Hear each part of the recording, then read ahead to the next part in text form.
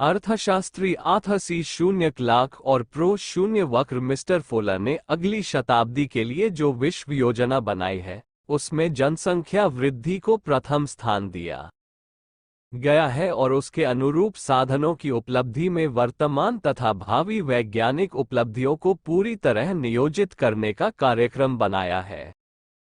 उनके कथनानुसार अगली शताब्दी में मांस का उत्पादन बंद हो जाएगा क्योंकि वो बहुत महंगा पड़ेगा। एक पॉड मॉस तैयार करने में प्रायः 20 पौंड चारा खर्च होता है। इतनी वनस्पति खर्च करके इतना कम मांस उत्पन्न करना सरासर घाटे का सौदा है। इसके लिए उपजाऊ जमीन की इतनी शक्ति बर्बाद नहीं की जा सकती। जो चारा, भूसा, इमारती लकड़ी अथवा कागज, गत्ता जैसी चीजें बनाने के लिए काम आकर जरूरी आवश्यकताओं को पूरी करेगी, उन्हें जानवरों को खिलाना और फिर मांस उत्पन्न करना सरासर फिजूल खर्ची है।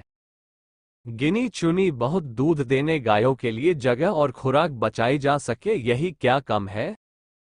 ये भी तब हो सकेगा जब मनुष्यों को स्थान तथा खुराक संबंधी कटौती के लिए तैयार किया जा सके। दूध दही तो सोयाबीन जैसी वनस्पतियों आसानी से बन दिया करेंगी।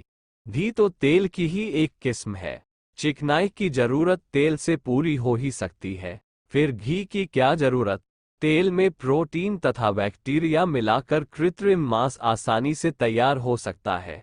फिर पशु मोंस के जंजाल में उलझने की लंबी और महंगी प्रक्रिया अपनाने की कोई आवश्यकता ही न रहेगी।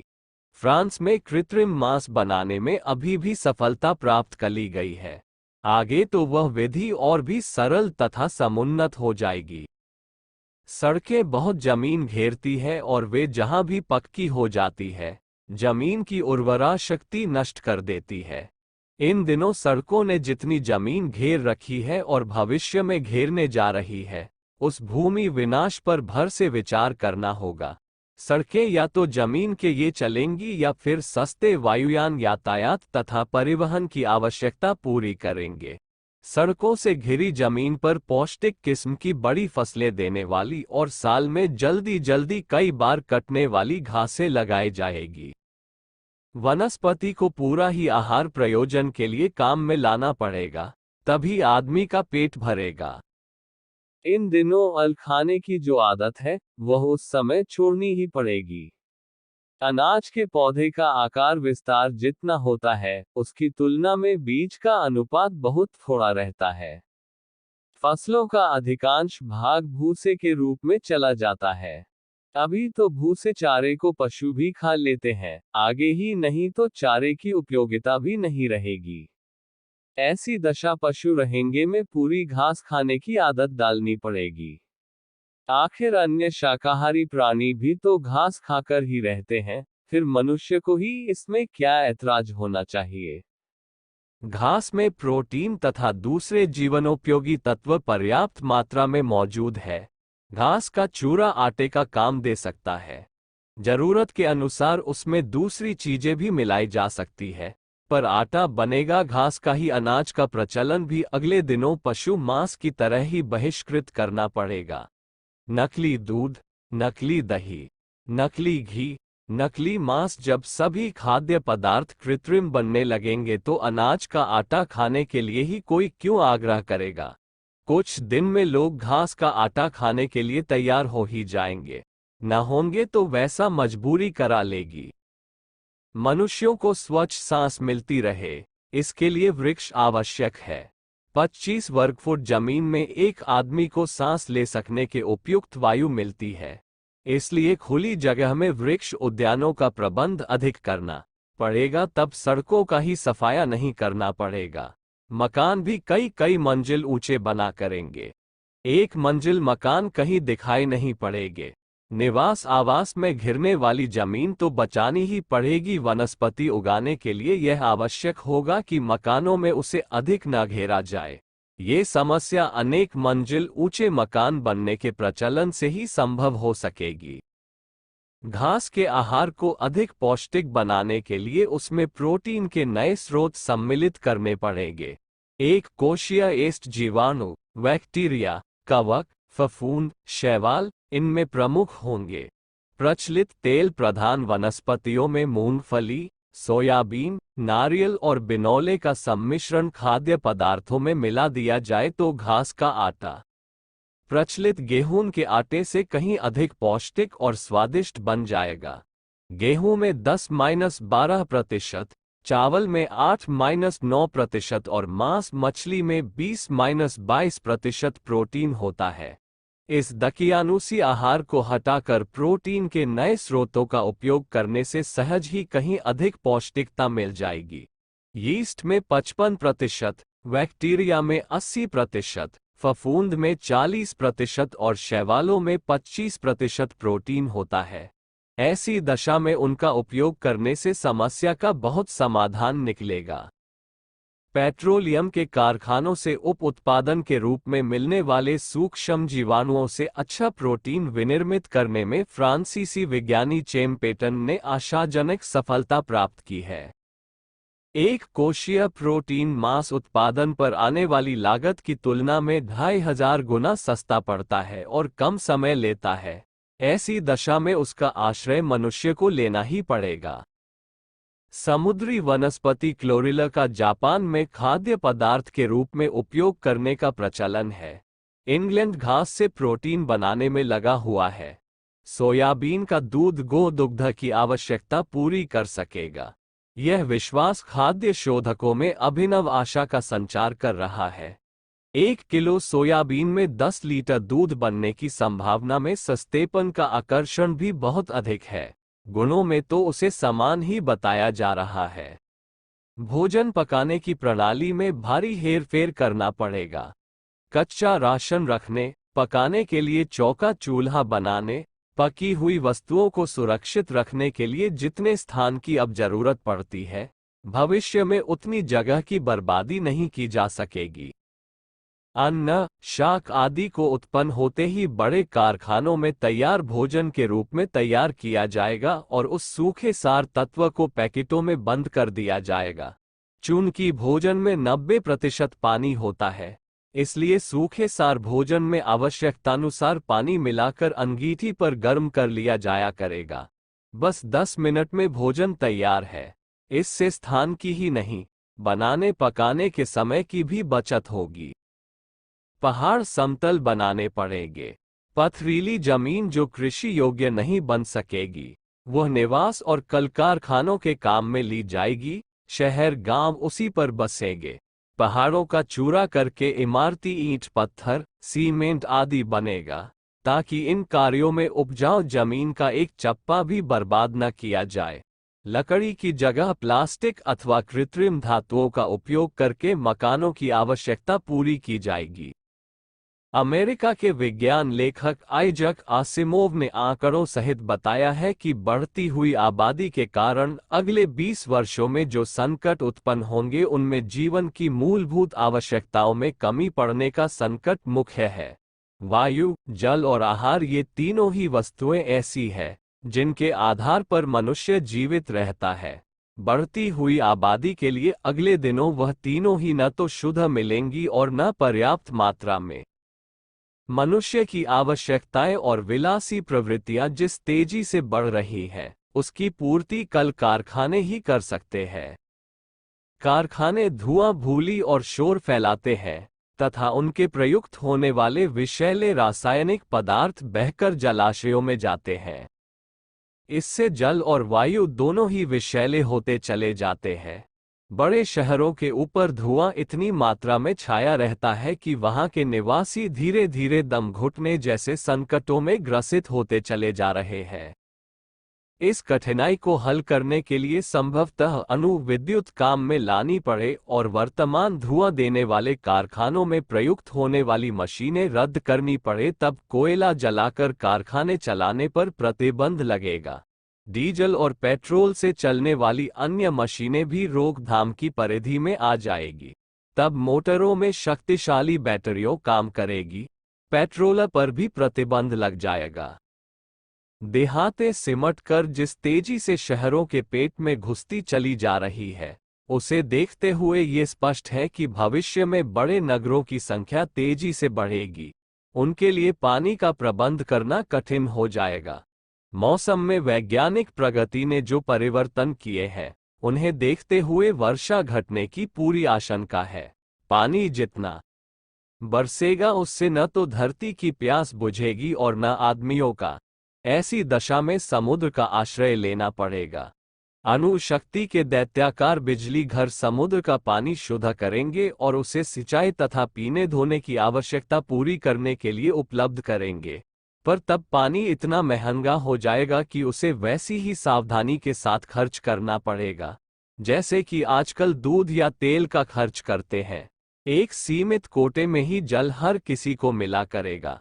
तब पानी का खर्च बहुत सोच समझकर ही करना पड़ा करेगा। निवास के लिए तब भूगर्भ का सहारा लेना पड़ेगा। हे छदर सांप जिस तरह बिलों में रहते हैं, संत्योगी गुफाओं में रहते हैं, तब वही रोटी मानवीय निवास के लिए फिट पड़ेगी। जमीन की ऊपरी परत अनाज, घास, वृक्ष आदि लगाने के लिए सुरक्षित रखी जाएगी। शुद्ध हवा पाने के लिए खुली जगह का होना और उससे वृक्ष वनस्पतियों का उगना जरूरी है। मनुष्य का मूल आहार वनस्पति ही है, उसे उगाने के लिए जमीन चाहिए। बढ़ी हुई आबादी के लिए शुद्ध हवा और आहार की पूर्ति के लिए जगह खाली करनी पड़ेगी। अब भी निवास तथा कारखानों, स्कूलों, बाजारों, सड़कों, कब्रिस्तानों ने जो जगह घेर रखी है, उसे उनके कब्जे से छुड़ाकर पाताल लोक को भिजवाना पड़ेगा। जमीन खोद कर सुरंगी शहर बसाने पड़ेंगे। निवास के लिए जमीन की निचली परत काम में लानी पड़ेगी। अभी भी लोग समुद्र के भीतर पनडुब्बियों में रहते हैं। एयर कंडीशन मकानों की स्थिति भी लगभग ऐसी ही होती है। उनमें कृत्रिम हवा से ही काम चलता है। इसका अभ्यास करने पर सारी मनुष्य जाति को भूतल निवास की आदत पड़ जाएगी। आदिम काल में प्रायः सभी जीव खुले मैदानों में रहते थे। पीछे परिस्थितिवश उन्होंने बिल मांद और गुफाएं बनाने तथा उनमें रहने का अभ्यास किया था। परिस्थितियां मजबूर करेंगी तो मनुष्य को भी जमीन के नीचे रहना पड़ेगा। शायद समुद्र में या जलाशयों में भी तैरती बस्तियां बड़े जलयानों के रूप में उतारनी पड़े। आकाश का उपयोग उतना ही हो सकता है कि 100 फुट ऊंचे मकान बनाकर उन पर बस्तियां बसाई जाए और उनके नीचे पेड़ पौधे उगते बढ़ते रहे। पर्वतों को धकेलकर उनकी जमीन तो निश्चित रूप से छीननी पड़ेगी। भूगर्भ में बसी बस्तियों का संपर्क बनाए रहने वाले भूतल के मकान उसी पथरीली जमीन पर उपलब्ध पाषाण चूर्ण से ही बनेंगे। एक संभावना ये भी है कि दक्षिणी ध्रुव पर जमी बर्फ को अणुशक्ति से पिघलाकर उस क्षेत्र को मनुष्यों के रहने योग्य बनाया जाए। ध्रुवों की जमीन छीनने के लिए जो छेड़खानी करनी पड़ेगी, उसमें खतरा बहुत है। उन प्रदेशों में जमी बर्फ पिघलने लगी तो समुद्र की सतह ऊंची उठ जाएगी और तटवर्ती इलाके पानी में डूब जाएंगे। फिर भी यह खतरा उठाना पड़ेगा, क्योंकि बंबई जैसे शहरों के समुद्र में डूब जाने पर भी ध्रुवों से बहुत जमीन प्राप्त होगी और समुद्र की बाढ़ से उत्पन्न खतरा उठाकर भी मनुष्य जाति बर्फ में ही रहेगी। वाहनों में उड़न खटोले ही स्थायित्व प्राप्त करेंगे। हवा में उड़ने वाली मोटरें वर्तमान हेलीकॉप्टरों का ही सुधरा हुआ रूप होगा।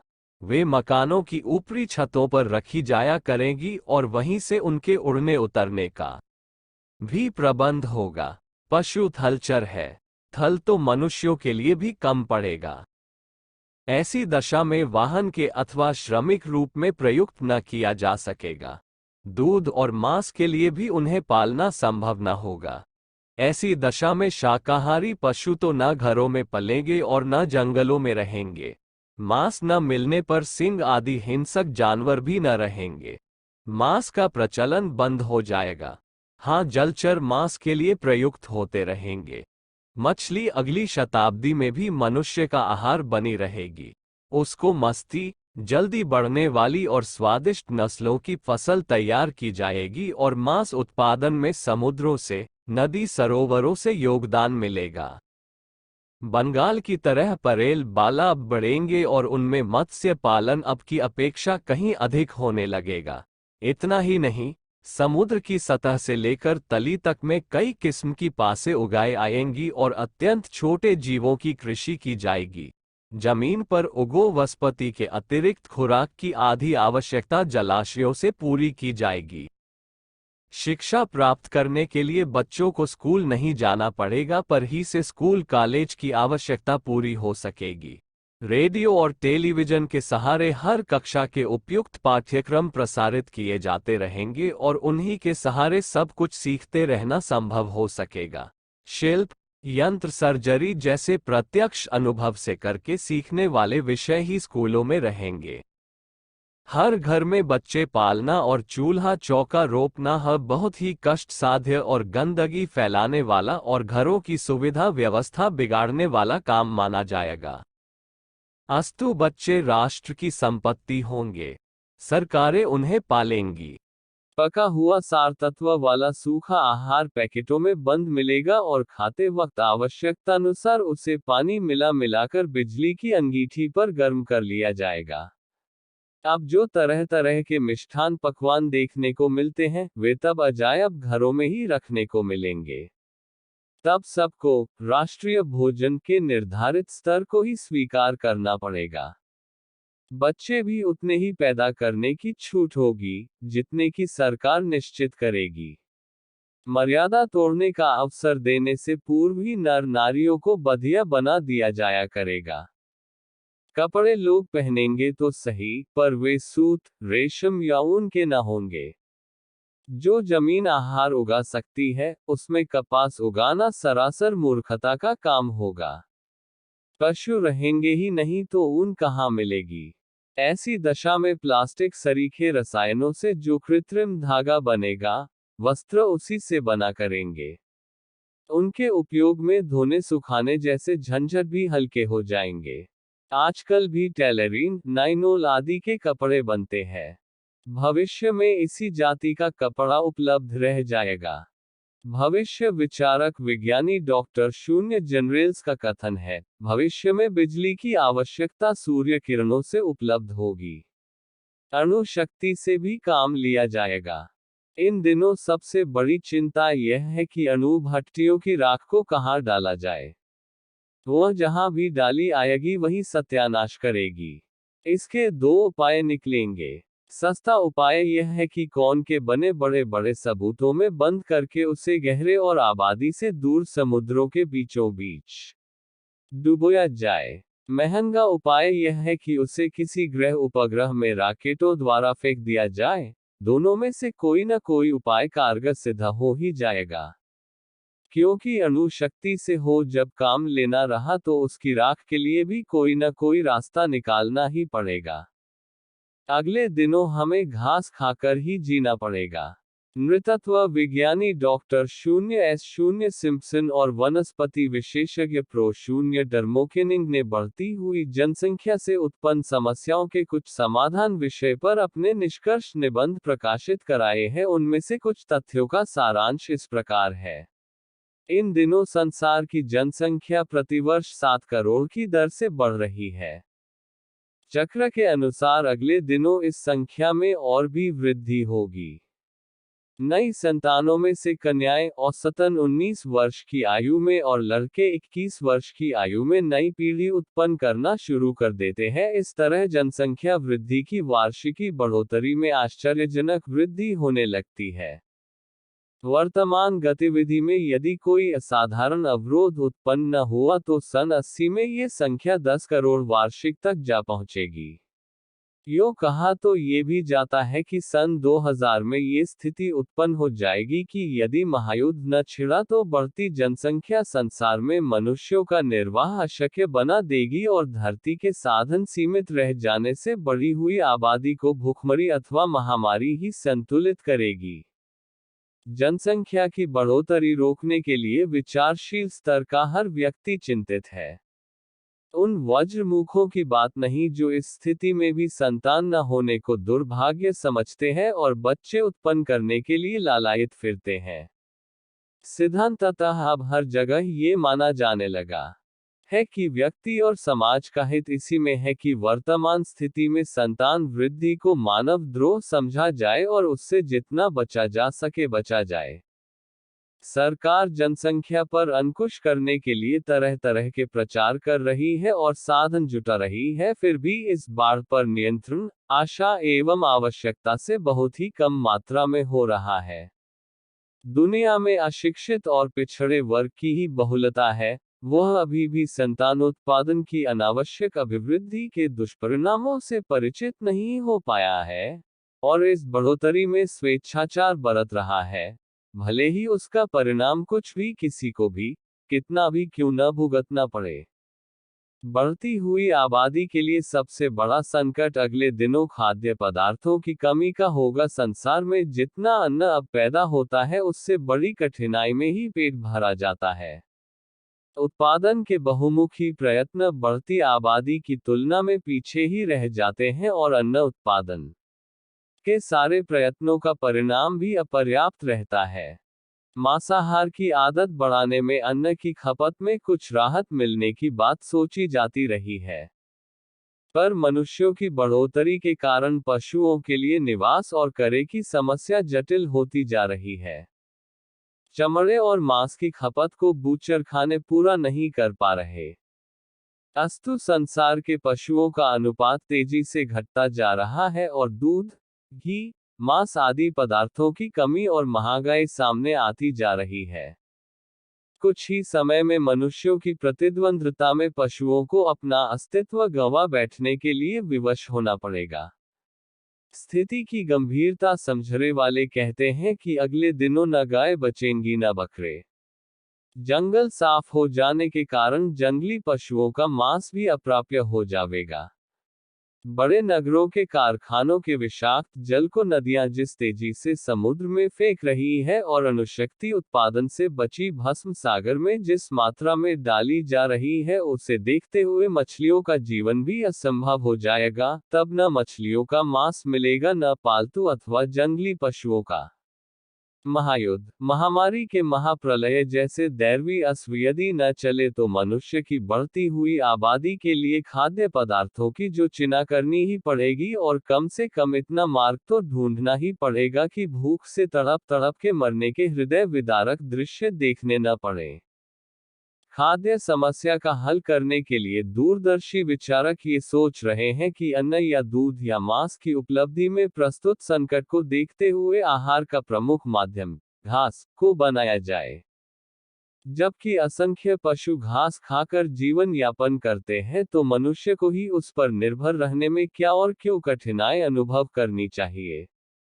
मनुष्यों की बढ़ी हुई आबादी के लिए निवास, कृषि, उद्योग, परिवहन, यातायात, शिक्षा, शासन, चिकित्सा आदि की व्यवस्था जुटाने में वर्तमान भूमि में से हरियाली उत्पन्न करने वाला भाग बेतरह घट जाएगा। तब पशुओं को इस धरती पर से अपना अस्तित्व समाप्त करना पड़ेगा।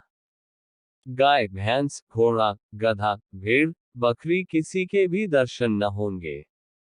ऐसी दशा में कृषि उत्पादन से बचा हुआ घास भूसा मनुष्यों के निर्वाह का माध्यम बनेगा। पेड़ न रहने से लकड़ी नहीं मिलेगी। घास भूसे की लुगदी को विशेष रासायनिक क्रियाओं द्वारा लकड़ी के रूप में बदल दिया जाएगा। कपड़े, कागज आदि की जरूरतें भी घास से ही पूरी करनी पड़ेगी। इसी में से जितना अंश मनुष्य उपयोगी होगा वह खाद्य पदार्थों के रूप में बदल लिया जाएगा। अभ्यास होने के कारण संभवतः पशुओं की तरह घास खाने में लोगों को कठिनाई पड़ेगी। दांत उसे ठीक तरह चबा नहीं सकेंगे, पेट उसे कच्चे रूप में हजम नहीं कर सकेगा। ऐसी दशा में यह उपाय वैज्ञानिक वर्ग ने सोचा है कि घास को ऐसी शक्ल में बदल दिया जाए जिसे वर्तमान खाद्य पदार्थों की शक्ल और स्वाद प्राप्त हो जाए। यह मात्र कल्पना या योजना नहीं वरन एक तथ्य है जिसे व्यावहारिक रूप देने के लिए इन दिनों तेजी से प्रयत्न किए जा रहे हैं और उनमें आशाजनक सफलता भी मिल रही है। आहार में प्रोटीन की आवश्यकता सबसे अधिक मानी जाती है। पिछले दिनों तेल के बीजों के माध्यम से उसे प्राप्त करने का प्रयत्न किया गया है और उससे जो पदार्थ बने हैं उनसे थी दूध, अंडा, मांस, मेवा आदि का स्थानापन्न खाद्य सामग्री बनाई गई है। तिल, मूंगफली, अलसी, सरसों, सोयाबीन जैसे पदार्थों को आटे में मिलाकर बिस्कुट, डबल रोटी, मिठाई, एकवार आदि बनाए जा रहे हैं। इससे जहां अन्न की कमी पूरी होती है वहां पौष्टिक तत्व भी मिल जाते हैं। तेल निकालने के बाद जो खली बचती है वह अब तक प्राय पशुओं को पौष्टिक आहार के रूप में खिलाई जाती रही है, पर अगले दिन न पशु रहेंगे और न उनके लिए खली आदि का खर्च करना होगा। तब उस खली को आटे में मिलाकर सस्ती रोटियां बना ली जाया करेगी और नई पीढ़ी उन्हें अपने सौभाग्य का चिन्ह मानकर स्वादपूर्वक खाया करेगी। पर यह भी झंझट की ही बात है, जब अंत तक दुर्लभ होगा तो तेल वाली फसलें ही इतनी कहां से पैदा होंगी जिनसे उस बढ़ी हुई जनसंख्या का काम चल सके। इसलिए सस्तेपन और बाहुल्य को ध्यान में रखते हुए बात आकर घास पर ही जमेगी। इन दिनों पशुओं द्वारा खाई जाने वाली घास, अनाज के पौधे का भूसा तब मानवीय खाद्य समस्या का हल करने के लिए प्रयुक्त होंगे। पता लगाया गया है कि 1 टन घास में 1 इंडरबेट तक प्रोटीन प्राप्त की जा सकती है। घास की लुगदी बनाकर उसमें से हरे रंग का प्रोटीन पाउडर निकला करेगा। उसकी 3/4 मात्रा और अन्न का आटा 1/4 मिलाकर लगभग उसी शक्ल और स्वाद के खाद्य पदार्थ बना लिए जाएंगे जैसे कि आजकल प्रयोग में आते हैं। इन दिनों दूध हर मनुष्य के भाग्य में तो नहीं रहा, पर बच्चों के लिए, बीमारों के लिए चाय को उसकी आवश्यकता अभी भी समझी जाती है। अगले दिनों पशु नहीं रहेंगे तो असली दूध, घी के भी दर्शन नहीं होंगे। ऐसी दशा में बीज तथा वनस्पतियों से ही दूध की शक्ल सूरत का एक ऐसा पदार्थ बना दिया जाएगा जो कम से कम मन बहलाने और समय की मांग का प्रयोजन पूरा कर दे। मूंगफली और सोयाबीन को पीसकर अब भी उसी स्तर की एक चीज बनने लगी है, पर अगले दिनों तो अमुक घासों का गूदा ही रासायनिक पदार्थों की सहायता से सफेद और पतला बना दिया जाएगा और दूध जैसी रासायनिक सुगंध की कुछ बूंदें डालकर ऐसी चीज बना दी जाएगी जो दूध के अभ्यस्त लोगों के लिए मन बहलाने का माध्यम बन सके। नकली घी से, वनस्पति घी से तो अभी भी बाजार भरा पड़ा है, पर उसमें एक कठिनाई यह है कि बिनौला, नारियल, मूंगफली आदि भविष्य में दुर्लभ बनते जा रहे हैं। बीजों में उनमें प्रयुक्त होने वाला तेल बनता है। भविष्य में अन्न, तेल आदि खाद्य पदार्थ आज के मेवा मिष्ठान जैसे महंगे होंगे, अस्तु उनका उपयोग सर्वसाधारण के लिए संभव न होगा। घास से ही घी जैसे चिकनाई भी बन जाएगी। चीड़, देवदारू आदि के दरख्तों में तेल रहता है, ऐसी ही किसी सस्ती वनस्पति पर चिकनाई के लिए निर्भर रहना पड़ेगा। वैसे उसकी कुछ बहुत जरूरत भी नहीं पड़ेगी। कमजोर हाजमा वाले लोग स्वतः चिकनाई से परहेज करेंगे और उसके उपयोग को अनावश्यक समझेंगे। घास से बने खाद्य पदार्थों में जो कमी रह जाएगी उसे गन्ना, महुआ, चावल, जौ आदि को सड़ाकर उसे उठाए गए खमीर को उसमें डालकर पूरा किया जाएगा। तब घास की बनी डबल रोटियां आजकल की पाकशालाओं के पिछड़ेपन का उपहास उड़ाया करेगी। खमीर और घास के सम्मिश्रण से बनी डबल रोटियां महीनों काम दिया करेगी।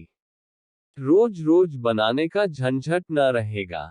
अनुमान है कि आज के लगभग 30 वर्ष बाद, जबकि बढ़ी हुई जनसंख्या के कारण घास ही मनुष्यों का प्रधान आहार रह जाएगा, नित्य भोजन पकाने के लिए चूल्हा फूंकना कोई पसंद न करेगा। महिलाएं तो इतना झंझट मोल लेकर ही यदि गृहस्थी बसनी पड़ती हो तो उससे दो टूक इनकार कर देगी। अब से 30 वर्ष बाद, जबकि आबादी अब की अपेक्षा 3 गुनी बढ़ी हुई होगी, मनुष्य जाति को अगणित समस्याओं का सामना करना पड़ेगा।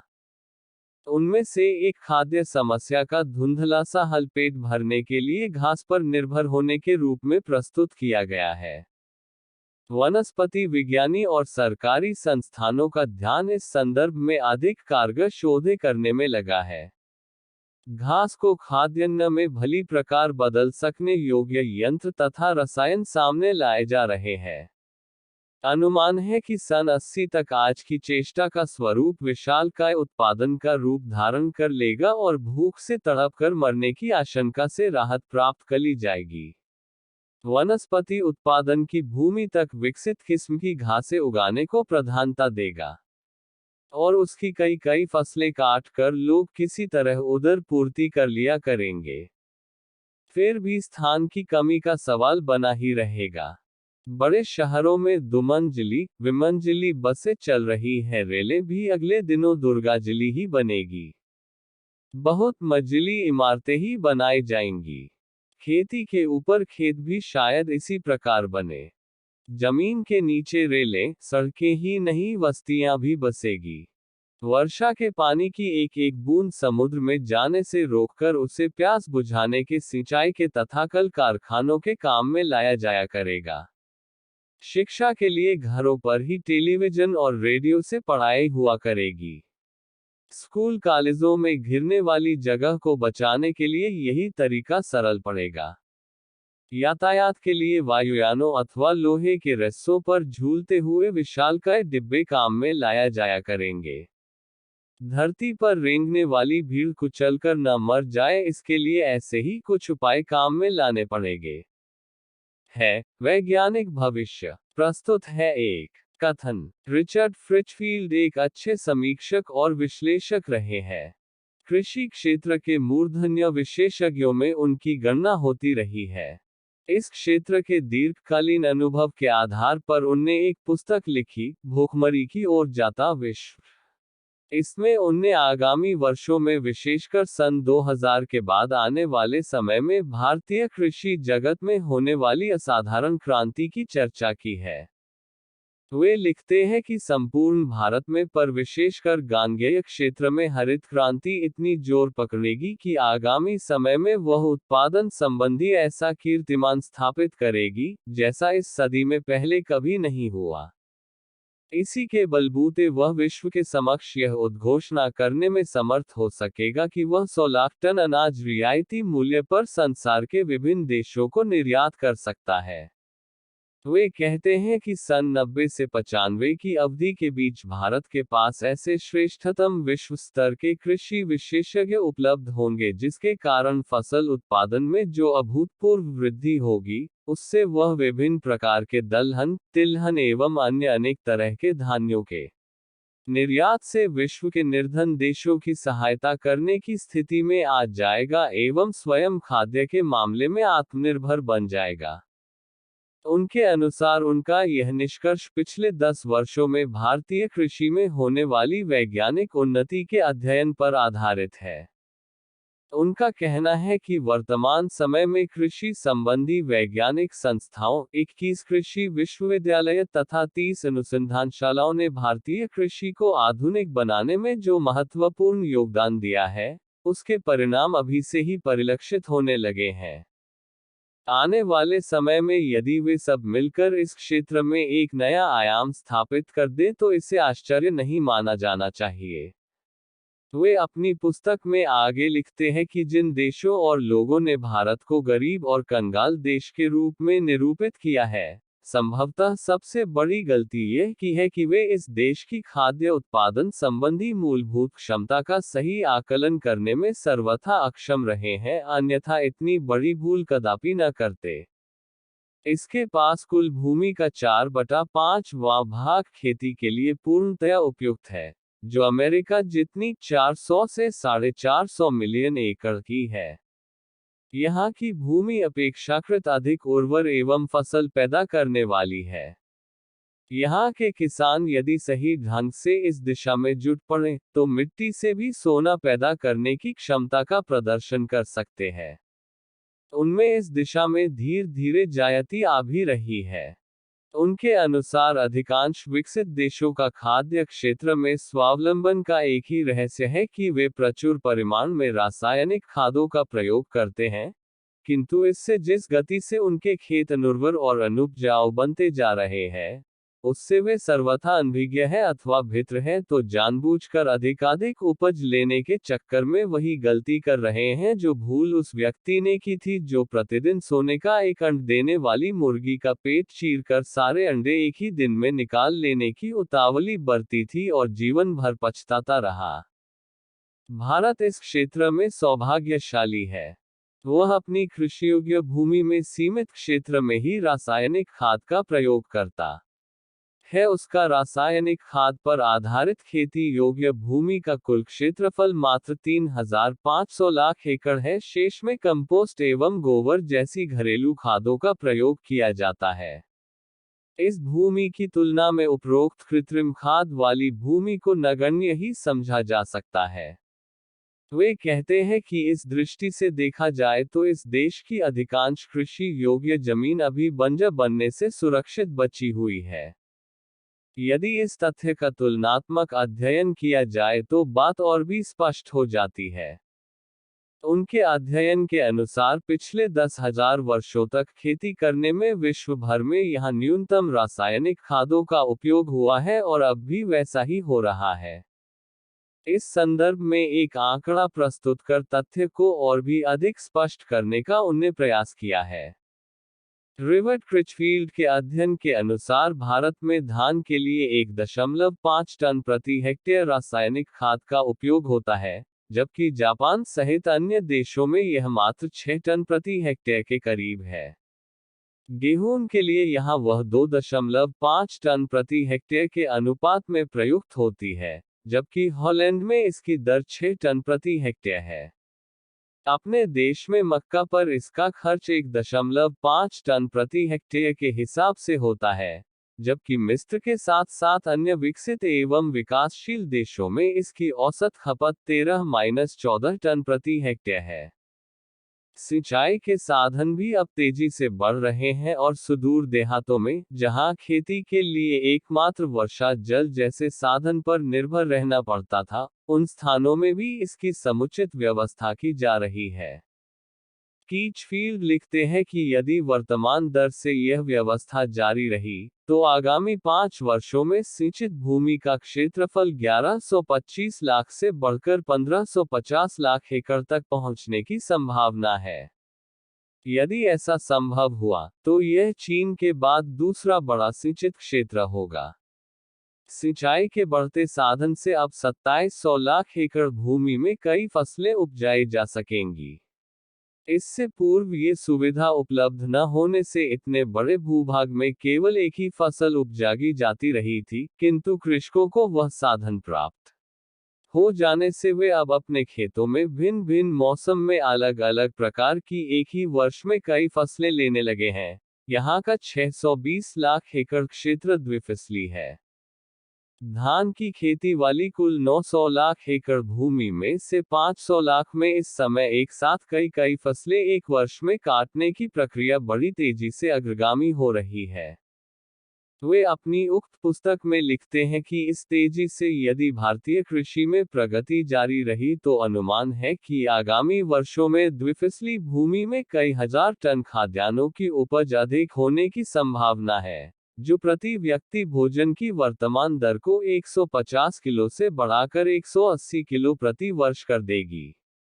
यद्यपि वर्तमान के आकलन के अनुसार 20-25% भारतीय अर्थात लगभग 63,000 लाख व्यक्ति कुपोषण के शिकार है, किंतु लेखक आशावादी दृष्टिकोण अपनाते हुए कहते हैं कि यदि आने वाले वर्षों में इस संख्या में आश्चर्यजनक कमी आई, तो किसी को विस्मय नहीं करना चाहिए। इस संदर्भ में अन्यान्य स्रोतों से भी भारतीय कृषि में इन्हीं दिने हो रही असाधारण प्रगति के साक्ष्य मिल रहे हैं। 21वीं सदी की परिणति। इन दिनों बढ़ती हुई जनसंख्या की समस्या सबसे विकट है। पिछड़ापन संसार के 2/3 भाग पर छाया हुआ है। ये वह वर्ग है जो बिना आगा पीछा सोचे अंधाधुंध संतानोत्पादन करता है। फलतः प्रगति के लिए किए गए प्रयास पिछड़ जाते हैं और प्रजनन की घुड़दौड़ कहीं आगे बढ़ जाती है। किंतु अगले दिनों ये स्थिति न रहेगी। विज्ञान प्रतिगामिता को पछाड़ेगा और अशिक्षा के अभिशाप से मनुष्य जाति को उबारेगा। लोग समझेंगे कि अनावश्यक प्रजनन जन्मदात्री के लिए एक प्रकार का प्राणलेवा संकट है। पिता के लिए, परिवार के लिए गरीबी को द्रुतगति से बढ़ाने वाला अभिशाप है। समूचे समाज पर तो वह देशद्रोह, समाजद्रोह की तरह विपत्ति बनकर उतरता है। विशेषतया इन परिस्थितियों में जिनमें कि अभाव और दरिद्र के दो पाटों में फंसा हुआ समाज बेतरह दम तोड़ रहा है। इस बुद्धिसंगत विचारणा को अपनाने के लिए बाधित मनुष्य अपनी राह बदलेगा और प्रजनन की दर घटेगी। ये बदलाव बुद्धिपूर्वक न हो सका तो प्रकृति प्रकोपों के हंटर बगड़ी उखाड़ लेंगे और विनाश के गर्त में गिरने की संभावना को रोकथाम के शिकंजे में करोगे। अर्थशास्त्री कहते हैं कि अन्न वस्त्र की समस्या को ऐसे साधनों से हल किया जा सकेगा जिनका प्रयोग करने की अभी आवश्यकता नहीं पड़ी है। घास से आहार और भूसे से वर्क बनाए जा सकेंगे। बहुमंजिली इमारतें बनाकर आवास व्यवस्था को इस सीमा तक बढ़ाया जा सकेगा जिसमें अब की अपेक्षा इन चौगुने मनुष्य भी समा सके।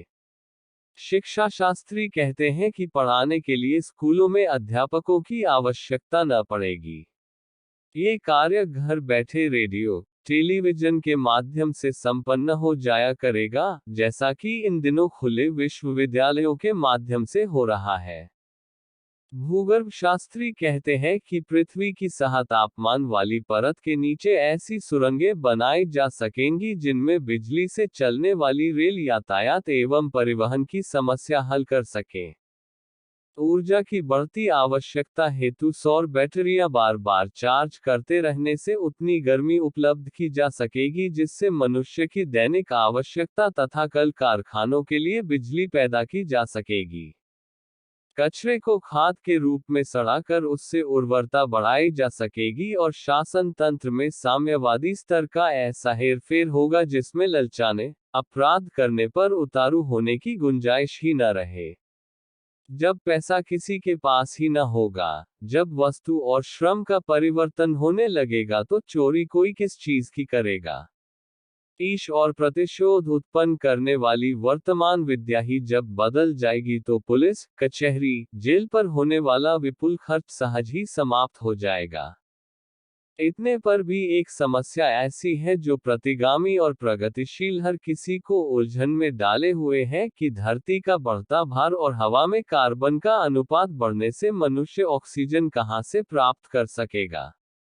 उस अभिवृद्धि में पेड़ों और जंगलों का तो सफाया होकर रहेगा। ऐसे दम से दम घुटने के प्राणघाती संकट से कैसे बचा जा सकेगा। सीमित समुदाय के बीच ही मैत्री, सद्भावना, स्नेह, सौजन्य जैसे गुणों का निर्वाह हो सकता है। पर जब टिड्डी दल को तरह मनुष्य की भीड़ में पारस्परिक पहचान तक कठिन हो जाएगी तो सौजन्य का निर्वाह किस प्रकार, किसके साथ बन पड़ेगा। टिड्डी दल के बीच कौन पतंगा अपनी मैत्री निभा पाता है। 21वीं शताब्दी कैसी होगी। इस संदर्भ में यूं निश्चित रूप से तो कुछ नहीं कहा जा सकता है कि वह विनाश को साथ लेकर आ रही है या विकास को। पर इतना अवश्य है कि यह परिस्थिति मानवीय सभ्यता के सम्मुख इस रूप में प्रस्तुत कभी नहीं हुई थी।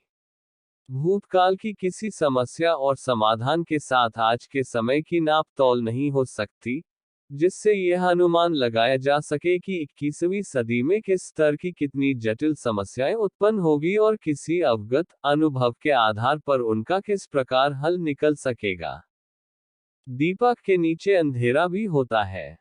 तथाकथित बहुमुखी प्रगति के माप इन दिनों भी जटिलताओं और समस्याओं के अंबार उबल रहे हैं। अगले दिनों की परिस्थितियों का ताना बाना इतना उलझा हुआ होगा कि उसका हल निकलना तो दूर, यह कल्पना करना अभी तो कठिन प्रतीत होता है कि उसका स्वरूप क्या होगा और उसे सुलझाया कैसे जा सकेगा। जुलाई 1980 में संसार भर के 50 प्रमुख राष्ट्रों के लगभग 6000 मूर्धन्य टोरंटो, कनाडा में एकत्र हुए। विभिन्न शाखाओं का प्रतिनिधित्व करने वाले इन सभी मनीषियों का लक्ष्य था प्रस्तुत विभीषिकाओं एवं भावी संभावनाओं पर गहन विचार मंथन करके मानव जाति के भविष्य का निर्धारण करना, ताकि आगत को टाला जा सके एवं नए विश्व की कल्पना को मूर्त रूप दिया जाए। अगले वर्ष ये सम्मेलन बंबई में होने जा रहा है। इसमें राष्ट्र संघ के प्रतिनिधियों, तृतीय विश्व के राष्ट्र प्रमुख तथा महत्वपूर्ण भविष्य विज्ञान मनीषी प्रवर Shri Herman Kahn, Margaret Mead, William Thomson, Alvin Toffler आदि ने भी भाग लिया एवं अपने शोध प्रबंध प्रस्तुत किए। इन भविष्य विज्ञानियों का कथन था कि मानवीय चिंतन जिस प्रकार भ्रष्ट होता जा रहा है, उससे प्रतीत होता है ध्वंस सुनिश्चित है। प्राकृतिक विक्षोभ कुछ नहीं, मानव के कृत्यों की ही परिणतियों है। आने वाले दिनों में सारा विश्व इनका बाहुल्य देखेगा। पारस्परिक व्यवहार में देश एवं अलगाव तथा सामूहिक व्यवहार में युद्धोन्माद जैसी स्थिति सन 1991 तक बनी रहेगी। तत्पश्चात ही सूजन में विश्वास रखने वाली शक्तियों उभर कर आएंगी। बढ़ती जनसंख्या से नहीं चेती मानव जाति को महामारी, बाढ़, अंतर्ग्रही दुर्घटनाएं, बढ़ते अपराध जैसे प्रसंग ही संदा सबक सिखाएंगे। सन 2000 में जनसंख्या 6 अरब नहीं होगी जैसा कि कहा जा रहा है। व्यापक सहार, चाहे वह युद्ध के कारण हो अथवा संसाधनों की कमी के कारण, बड़ी संख्या में जनसंख्या को लुप्त कर देगा। ये घटकर 4 अरब से भी कम रह जाएगी। इस सम्मेलन ने उत्कृष्ट चिंतन, आदर्श आचरण का नारा दिया ताकि भविष्यता को टाला जा सके। इस आधार पर ही वे नवीन सुसंस्कृत विश्व की कल्पना करते हैं। उन्होंने आशा व्यक्त की है कि संबद्ध प्रतिभावान उदारचेता ही नव सृजन में प्रमुख भूमिका निभाएंगे। एक अर्थशास्त्री, नृतत्व विज्ञानी नॉरमन मेयर ने ये निष्कर्ष निकाला है कि वातावरण को विषाक्तता इतनी बढ़ गई है कि मानव समुदाय की जातियां निरंतर नष्ट होती जा रही है। वे कहते हैं कि प्रति घंटे एक जाति की क्षति हो रही है। सारे विश्व में लगभग 50 लाख प्रकार की जातियों मानव एवं प्राणी जगत को है। कारण बताते हुए वे कहते हैं कि यह सृष्टि का अनुशासित गति चक्र है जिसमें अनावश्यक वृद्धि एवं प्रदूषण को जन्म देने वाले औद्योगिक विकास की प्रतिक्रिया ही दृष्टिगोचर हो रही है। मूर्धन्य विश्व विचारकों का अभिमत। सन 1963 में अमेरिका की प्रसिद्ध जीवशास्त्री महिला प्रो शून्य राशेल कार्सन ने अपनी पुस्तक साइलेंट स्प्रिंग में लिखा है कि 15-20 वर्ष बाद दुनिया के अधिकांश महानगरों की स्थिति ऐसी हो जाएगी कि वहां के सभी निवासियों पर अकाल मृत्यु की संभावना हर घड़ी छाई रहेगी। न केवल नगर निवासी वस्तु, उस क्षेत्र में रहने वाले प्राणियों को भी कभी भी मरना पड़ सकता है। इस पुस्तक में उन्होंने इस तरह की सामूहिक मौतों की कल्पना के आधार पर चित्रण भी किया है। उस समय वो लोगों ने इन प्रतिपादनों का मखौल उड़ाया, पर अभी कुछ वर्षों पहले अमेरिका के डेट्रॉइट शहर में, इटली के जोर्निया तथा जापान के मिनेमाता कस्बे में साइलेंट स्प्रिंग पुस्तक में दी गई स्थिति हूबहू देखने में आई। डेट्रॉइट की हवा में कारखानों की चिमनियों से निकले धुएं के कारण इतनी सल्फर डाइऑक्साइड जमा हो गई कि वह बादलों के साथ मिलकर दहकते तेजाब के रूप में बरस पड़ी। इटली के जोर्निया शहर में एक कारखाने से इतनी अधिक कार्बन डाइऑक्साइड छोड़ी नहीं कि मुर्गियां मरने लगी, पेट सूखने लगे और बूढ़े खांसते खांसते परेशान हो गए। जापान के मिनेमाता कस्बे में भी यही स्थिति उत्पन्न हो गई थी। इस तरह की घटनाओं को देख जानकर अब काफी लोग यह मानने लगे हैं कि हर व्यक्ति और हर प्राणी के सिर पर मौत नाच रही है। वह कभी भी सैकड़ों क्या हजारों लोगों को अपने पंजे में जकड़ सकती है। सन 1975 में अमेरिका में संपन्न हुए खगोलशास्त्रियों के सम्मेलन में प्रो शून्य कार्ल सैगन ने बताया कि कुछ वर्षों बाद पृथ्वी का वातावरण अचानक शुक्र ग्रह के समान गर्म हो जाएगा।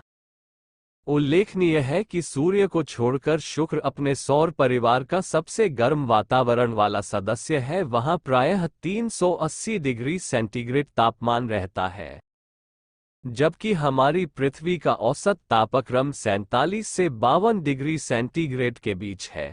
इसका कारण बताते हुए प्रो शून्य कार्ल साइमन ने कहा कि शुक्र पृथ्वी और बुध के बीच में सूर्य के सबसे समीप पड़ने वाला ग्रह है। वहां सूर्य की अधिक रोशनी पहुंचती है और सूर्य की गर्मी के कारण पानी की भाप तथा कार्बन डाइऑक्साइड का एक घना आवरण बन गया है, जो गर्मी को बाहर नहीं जाने देता। इसी कारण शुक्र पर भयानक गर्मी पड़ती है। इन दिनों पृथ्वी पर जिस तेजी से औद्योगिकरण बढ़ता जा रहा है और वायुमंडल में कार्बन डाइऑक्साइड की जितनी मात्रा फूलती जा रही है, उससे पृथ्वी के अयन मंडल पर धीरे धीरे एक आवरण बनता जा रहा है। धीरे धीरे स्थिति यह बनती जा रही है कि उस घने आवरण में ही पृथ्वी द्वारा फेंकी जाने वाली अतिरिक्त गर्मी कैद होती जा रही है। कोई आश्चर्य नहीं कि कुछ वर्षों बाद ही पृथ्वी पर असह्य गर्मी पड़ने लगे और अनेक स्तर के संकट खड़े करे। सुप्रसिद्ध पश्चिमी दार्शनिक ओसवाल्ड स्पेगुलर रे अपनी पुस्तक the decline of the West में लिखा है कि वर्तमान सभ्यता अब बुढ़ापे के दौर से गुजर रही है। उसने संसार में कूटनीति और युद्ध का जो रंगमंच तैयार कर दिया है, वह वास्तव में विनाश नदी की एक ऐसी कगार है जो अब और एक भी बाढ़ बर्दाश्त नहीं कर पाएगी। तृतीय विश्वयुद्ध अवश्य होगा और उसके बाद वर्तमान भौतिकवादी सभ्यता का सदा के लिए अंत हो जाएगा। स्पेगुलर ने जो तर्क प्रस्तुत किए हैं वे जीवाश्मों की विस्तृत गवेषणा पर आधारित हैं और ये तर्क तथा तथ्यों पर इतने आधारित हैं कि प्रत्येक विचारक उन्हें मानने के लिए अपने को लगभग बाध्य सा अनुभव करता है। 21वीं सदी का आधार स्तंभ बनेगा आध्यात्मिक अर्थशास्त्र। मनुष्य की दृष्टि के संबंध में एक चौंकाने वाला आंकड़ा विश्व स्वास्थ्य संगठन ने विश्व के सम्मुख रखा है। इसके अनुसार पूरे विश्व में इस समय 1 अरब के लगभग व्यक्ति मायोपिया अर्थात व्याधि जिसमें आंखों को दूर का स्पष्ट नहीं दिखाई देता से ग्रस्त है। ये समाचार चिकित्सकों एवं वैज्ञानिक समुदाय को हैरानी में डाल सकता है, पर उससे एक संकेत ये भी मिलता है कि रोग की दृष्टि से न भी सोचा जाए तो भी अदूरदर्शिता, जिसमें दूर का कभी विचार ही नहीं आता, से तो तकरीबन विश्व की समूची जनसंख्या ही ग्रस्त है। न दिखने का उपचार तो लेंस उपचार से हो जाता है, पर जीवन व्यापार की जो योजनाएं हैं उनमें व्याप्त अदूरदर्शिता का उपचार किस प्रकार संभव है? यदि सारे समाज में इसी आर्थिक चिंतन को आधार बना लिया जाए तो सौंदर्य, शालीनता, सदाचार, नैतिकता, स्वास्थ्य एवं स्वच्छता जैसे सरल अनार्दिक मूल्यों का भी अस्तित्व तद रह सकेगा जब वे आर्थिकता की कसौटी पर खरे उतरते हो। नीति अनीति के मामले में भी यही आर्थिक चिंतन बार बार हावी होकर उसी अदूरदर्शिता को अपनाने को बाध्य करता है, तुरंत लाभ की है। वस्तुस्थिति इसके बिल्कुल है। उच्छृंखल बुद्धिवाद कितने ही तर्क दे ले, मानवता को कुपथ पर अपनी मर्जी से नहीं ले जा सकती। धन मानव जीवन के लिए आवश्यक है, पर इतना नहीं कि वही सब कुछ बन जाए। पहला स्थान अध्यात्म परक मूल्यों का। अर्थ की चर्चा इसके बाद की जाती है। धर्म से रहित अर्थ व्यर्थ है, हानिकारक है, रोग शोकों को आमंत्रित करता है। धन कमाने से पूर्व मानव में सदाचार की विवेक बुद्धि जागृत होनी चाहिए ताकि वो कमाई का सदुपयोग कर सके। महर्षि जैमिनी ने मीमांसा दर्शन निर्देश दिया है। बतों ही अनि निर्म आध्यात्मिक उन्नति और भौतिक प्रगति एक दूसरे की परम मित्र है, पर उत्पादन का आधार बड़े बड़े उद्योग नहीं, श्रम सहकार होना चाहिए। शुभाकर इसके 3 कारण बताते हुए इसी को आध्यात्मिक अर्थशास्त्र की संज्ञा देते हैं। पहला तो ये कि इसी माध्यम से अपनी छिपी क्षमताओं एवं अविज्ञात शक्तियों का उपयोग करने एवं उन्हें विकसित करने का पूर्ण अवसर मिलता है। दूसरे सबके साथ काम करने से व्यक्ति में सहयोग की भावना जन्म लेती है। यह विचार मन से निकल जाता है कि यह काम मैंने किया है। इसके स्थान पर जब हम आ जाता है तो अहम की विकृति नहीं पनपने पाती। तीसरे, आध्यात्मवादी व्यक्ति जब वस्तुओं के निर्माण हेतु श्रम करता है तो आवश्यक वस्तुओं को सुंदर सुदृढ़ बनाने का भरपूर प्रयास करता है। ये सेवा भाव एक प्रकार का समर्पण योग है, जिसका किसी भी प्रकार के उत्पादन तंत्र में नितांत अभाव होता है।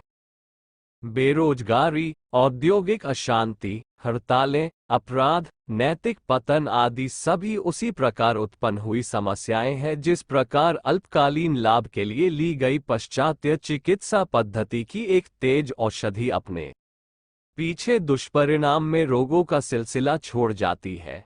जब बाढ़ आती है तो अपने साथ महामारी, भूखमरी लेकर आती है।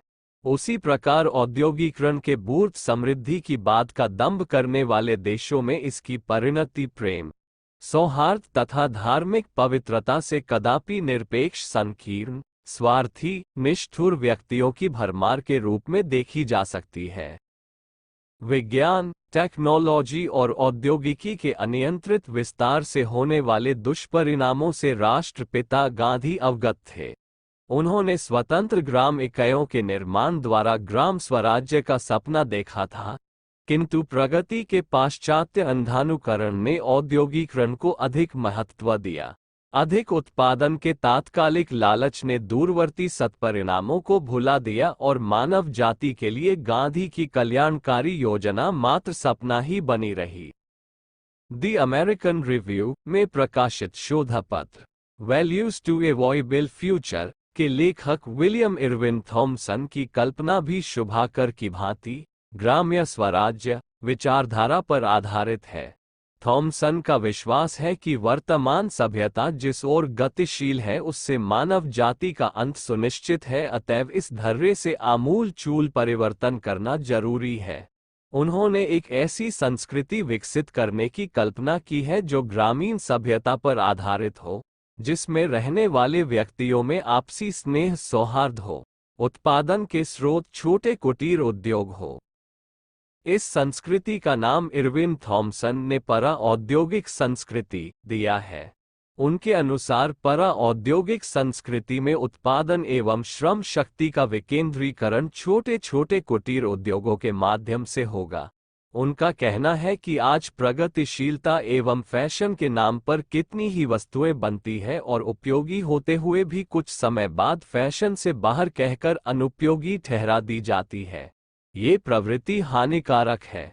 अब जो वस्तुएं बनेंगी उपयोगिता के आधार पर विनिर्मित होंगी तथा वर्षों तक कारगर सिद्ध होंगी। विलियम इरविन ने अपनी भविष्यत संस्कृति को विकसित करने में 4 आदर्शों पर बल दिया है। इन आदर्शों का नाम उन्होंने कार्यकारी सामाजिक शक्ति रखा है। प्रथम आदर्श है राष्ट्रों का यहीकरण, अर्थात समस्त विश्व को एक कुटुंब के रूप में माना जाए। जब तक प्रत्येक राष्ट्र अपने को स्वतंत्र एवं अलग समझते रहेंगे तब तक आपसी सद्भाव नहीं बन सकता है। अपनी स्वतंत्रता को सुरक्षित रखने और दूसरों पर प्रभुत्व जमाने की दृष्टि से अधिकाधिक शस्त्रों के निर्माण एवं संग्रह की होड़ चलती है।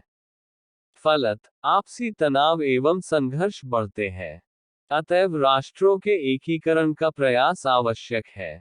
दूसरा आदर्श है नगरों का विकेंद्रीकरण। वे कहते हैं कि नई संस्कृति में नगरों की ओर केंद्रित परिधि के ध्रुवीकरण को हटाकर प्रकृति की ओर उन्मुख करना होगा। पर्यावरण के सेक्टरों से इसी प्रकार बचना संभव है। तीसरा आधार है तकनीकी शिक्षा, जिससे औद्योगिकरण को प्रोत्साहन मिलता है के प्रति उत्साह को कम करना। छोटे उद्योगों को बड़े उद्योगों के स्थान पर प्रतिष्ठित करना होगा।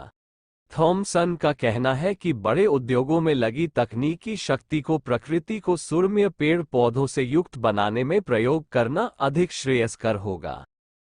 बड़े बड़े उद्योगों के विस्तार का प्रभाव पर्यावरण पर ही नहीं हमारे नैतिक वातावरण पर भी पड़ता है। जब तक नई वस्तुओं के अधिकाधिक निर्माण के स्थान पर सद्ज्ञान को अधिक पूंजी वाली अर्थव्यवस्था को जगह क्षेत्रीय उत्पादन के लिए लघु उद्योगों वाली अर्थव्यवस्था को तथा उपभोक्ता मूल्यों को स्थान देने लगेंगे, तो औद्योगिक असंतुलन के खतरे घटने लगेंगे। आपसी मनमुटाव एवं तनाव भी समाप्त होता दिख पड़ेगा।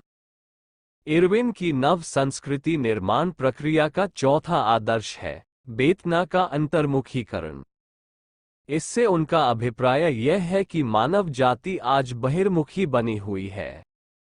विचारशील वर्ग भी सभ्यता के विकास का चरम अर्थ अंतरिक्ष में अपनी बस्तियां बसाना अथवा उपनिवेश स्थापित करना मानता है, जबकि सभ्यता का चरम लक्ष्य मनुष्य जाति का आंतरिक विकास।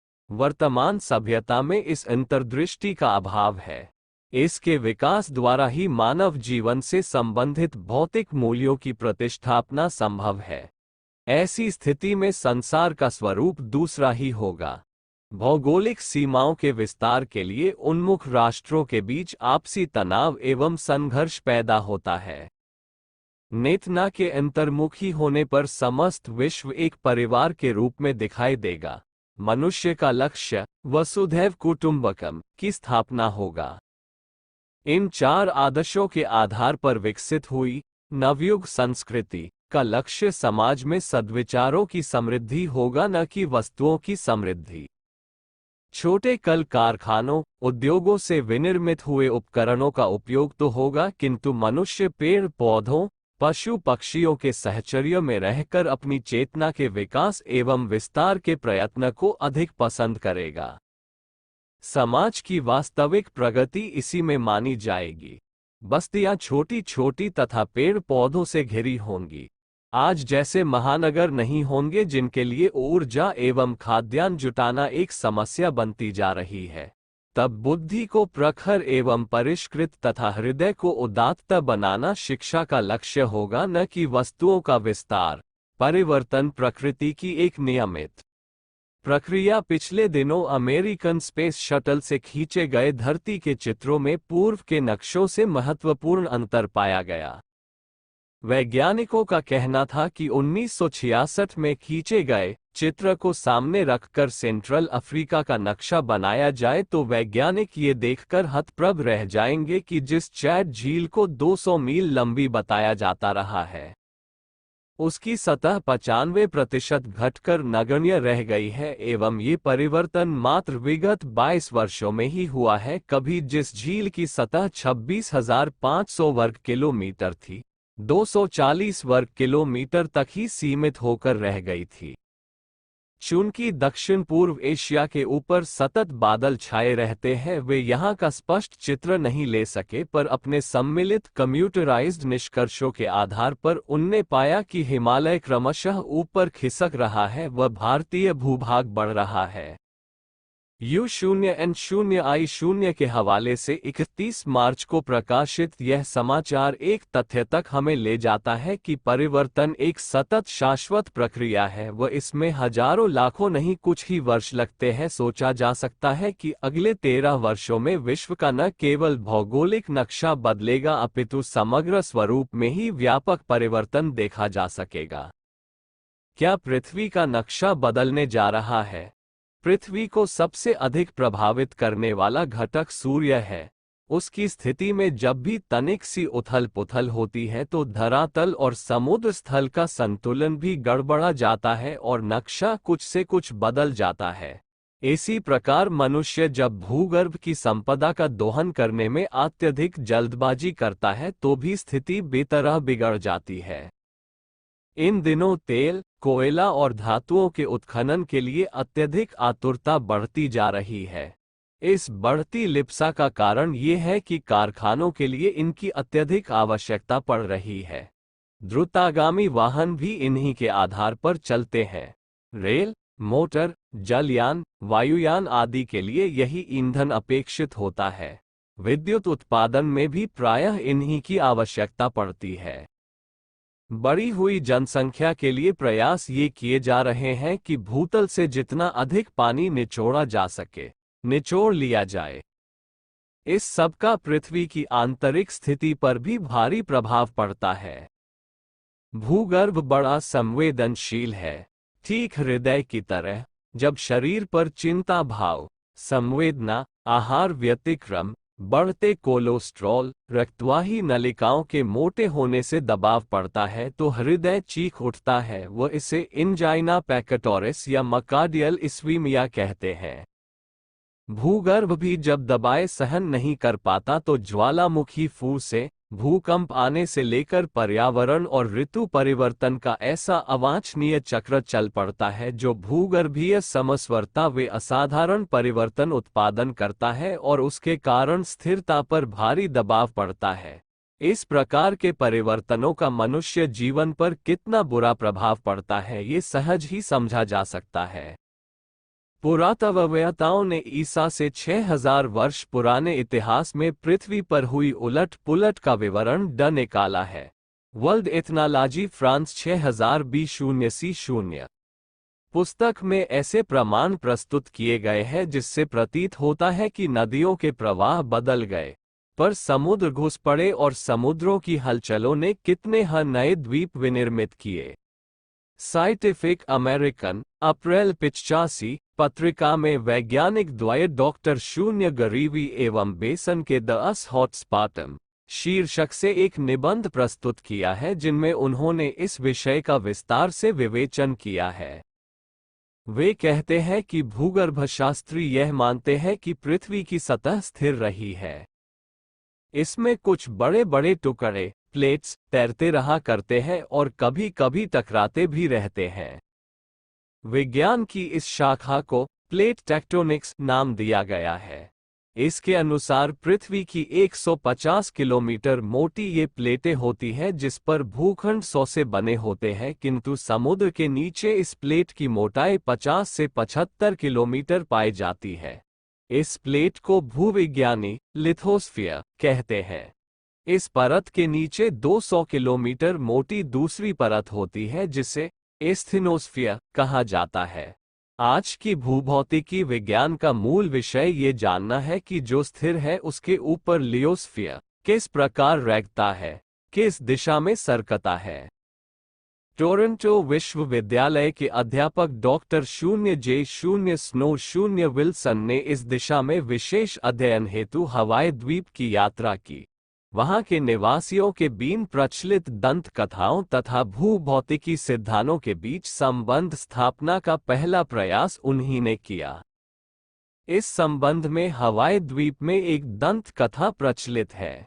यहाँ के ज्वालामुखी की एक देवी पॉली है जिनकी एक आंख से आग निकला करती है। पहले उनका निवास हवाई द्वीप के पश्चिम में स्थित कुआई द्वीप में था, किंतु समुद्र के देवता ने इन्हें जब भगाया तो वे ओई द्वीप में आई व आकर वहां डेरा जमा लिया। वहां से भी भगाए जाने पर वे मावी द्वीप में रही और अब अंततः हवाई द्वीप में आकर बस गई हैं तथा किलाओ नामक ज्वालामुखी के मुख से ज्वाला उगला करती है। ये सत्य है कि यह ज्वालामुखीय प्लेटों की जरा सी हलचल से फूट पड़ता है, पर उसका इस किंवदंती से कितना संबंध है कहा नहीं जा सकता। हाँ, समुद्र के ज्वार भाटे तूफान आदि आने के पूर्व संकेत लावा निकलने के पूर्व मिलने लगते हैं। श्री विल्सन इस कथा को भूगर्भ विधा के प्लेट टेक्टोनिक साइकिल से जोड़ते हैं। भूगर्भ विद्या विशारदों ने पृथ्वी की धरातल तथा महासमुद्रों में पाए जाती ज्वालामुखी श्रृंखलाओं की गणना भी की है व उनका वर्गीकरण पाया है कि इनमें से कुछ नई है एवं कुछ अति प्राचीन पुरानी और नई श्रृंखलाओं को जोड़ने से एक संपूर्ण कड़ी बनती है। इस दिशा को भूगर्भशास्त्रियों ने लियोस्फीयर की भिन्न भिन्न प्लेटों के रेंगने की दिशा मानी है। हवाई द्वीप की उक्त कथा के अनुसार पश्चिम की ज्वालामुखी पूर्व की ओर खिसकता रहा। इस बात की पुष्टि भूगर्भशास्त्रियों द्वारा बनाए गए रेखाचित्र भी करते हैं, लेकिन इस बात का अध्ययन 200 वर्षों से हो रहा है कि किसी दिशा विशेष में प्लेट्स की चरकन क्यों होती है, उसका प्रेरक बल क्या है।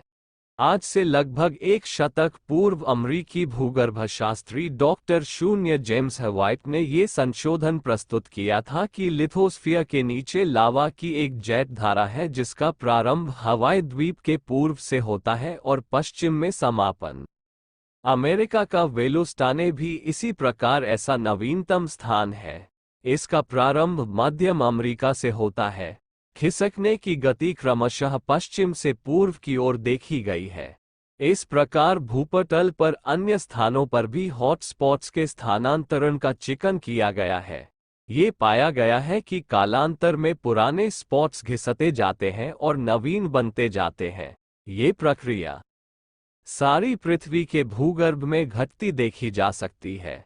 उपरोक्त अन्वेषणों के आधार पर गंभीर विचार करने वाले यह आशंका गलत व्यक्त नहीं करते कि अगले दिनों कोई ऐसा उथल पुथल हो सकती है जो पृथ्वी के नक्शे में असाधारण परिवर्तन करके रख दे। जिस तरह महाद्वीपों के खिसकने से भूतल की आज की स्थिति हुई एवं समुद्र ने एटलांटिक उपमहाद्वीप का स्थान ले लिया, हो सकता है अगले दिनों खिसकते जाने की प्रवृत्ति बढ़े एवं पृथ्वी वैसी न रहे जैसी कि आज दिखाई देती है। विश्व शांति की ओर अग्रसर। द गार्जियन वीकली, जो इंग्लैंड से प्रकाशित एक मान्यता प्राप्त प्रख्यात समाचार पत्र है, अपने 2 अप्रैल 1989 के अंक में लिखा है कि द्वितीय विश्व युद्ध के बाद 40 वर्ष गुजर गए एवं छुटपुट लड़ाइयों के अतिरिक्त विश्व स्तर पर कोई महायुद्ध अभी नहीं हुआ है, अपितु विश्व शांति का माहौल पूरी धरित्री पर तेजी से बढ़ा है। तनाव कम होगा, शांति आएगी। हुआन जियांग, बीजिंग, चीन में अंतर्राष्ट्रीय अध्ययन केंद्र के निदेशक हुआन जियांग ने पिछले दिनों कहा कि भविष्य में विश्व स्तर पर दीर्घकालिक शांति व्याप्त रहने की संभावना है। अब रूस व अमेरिका दोनों महाशक्तियां हथियारों के जखीरे के जमाव की चरम सीमा पर पहुंचकर संधि कर चुकी है। रूस ने अपनी मिसाइलों को नष्ट भी किया है तथा आर्थिक मजबूती पर गरीबी उन्मूलन पर ध्यान देना आरंभ कर दिया है।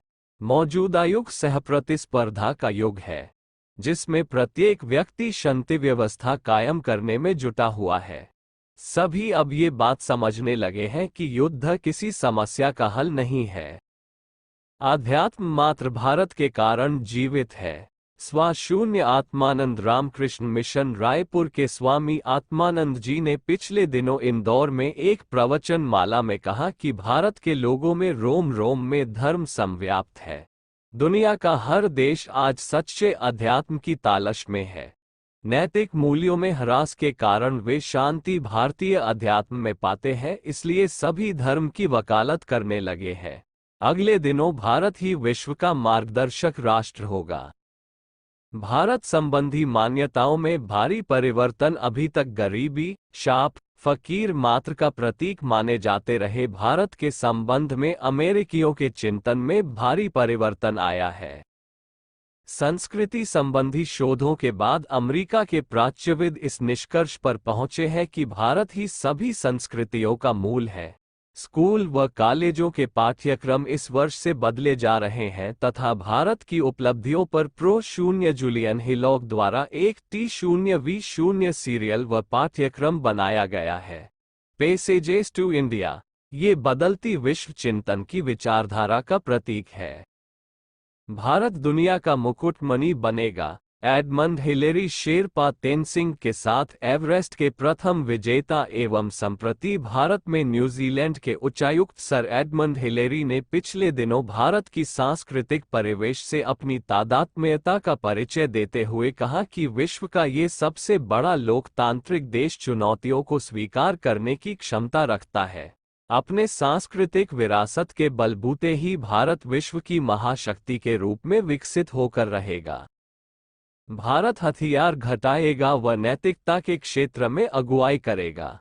ये भविष्यवाणी है। 1962 में शांति के लिए नोबेल पुरस्कार प्राप्त श्री लिनीस पॉलिंग की, जिनकी एक पुस्तक I0C0C0R0 ने पिछले दिनों प्रकाशित की है, साइंस एंड वर्ल्ड पीस। वे लिखते हैं कि यद्यपि पिछले 2 दशकों में भारत ने सैन्य शक्ति बढ़ाई है, पर वह अब क्रमशः हस्बों व सुरक्षा बलों को घटाकर अन्य राष्ट्रों का नेतृत्व ही नहीं करेगा। मोरलिटी, नीति एवं सैनिटी, विवेकशीलता के क्षेत्र में भी शेष विश्व का नेतृत्व करेगा। रूस से बढ़ता भारतीय संस्कृति के प्रति रुझान। सोवियत नागरिकों में भारतीय संस्कृति धर्मदर्शन संबंधी साहित्य की इन दिनों काफी है।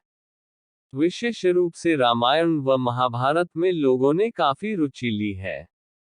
इन पर बैले खेले गए हैं तथा ज्ञान मीमांसा, तत्वदर्शन की पुस्तकों के रूसी अनुवाद भी पिछले 1 वर्ष में काफी संख्या में छपे हैं। सोवियत विज्ञान अकादमी की प्राच्यविद्या विभाग की प्रमुख सत्यान एलियाटिको पिछले दिनों भारत आई व ये जानकारी उनने भारतवासियों को दी।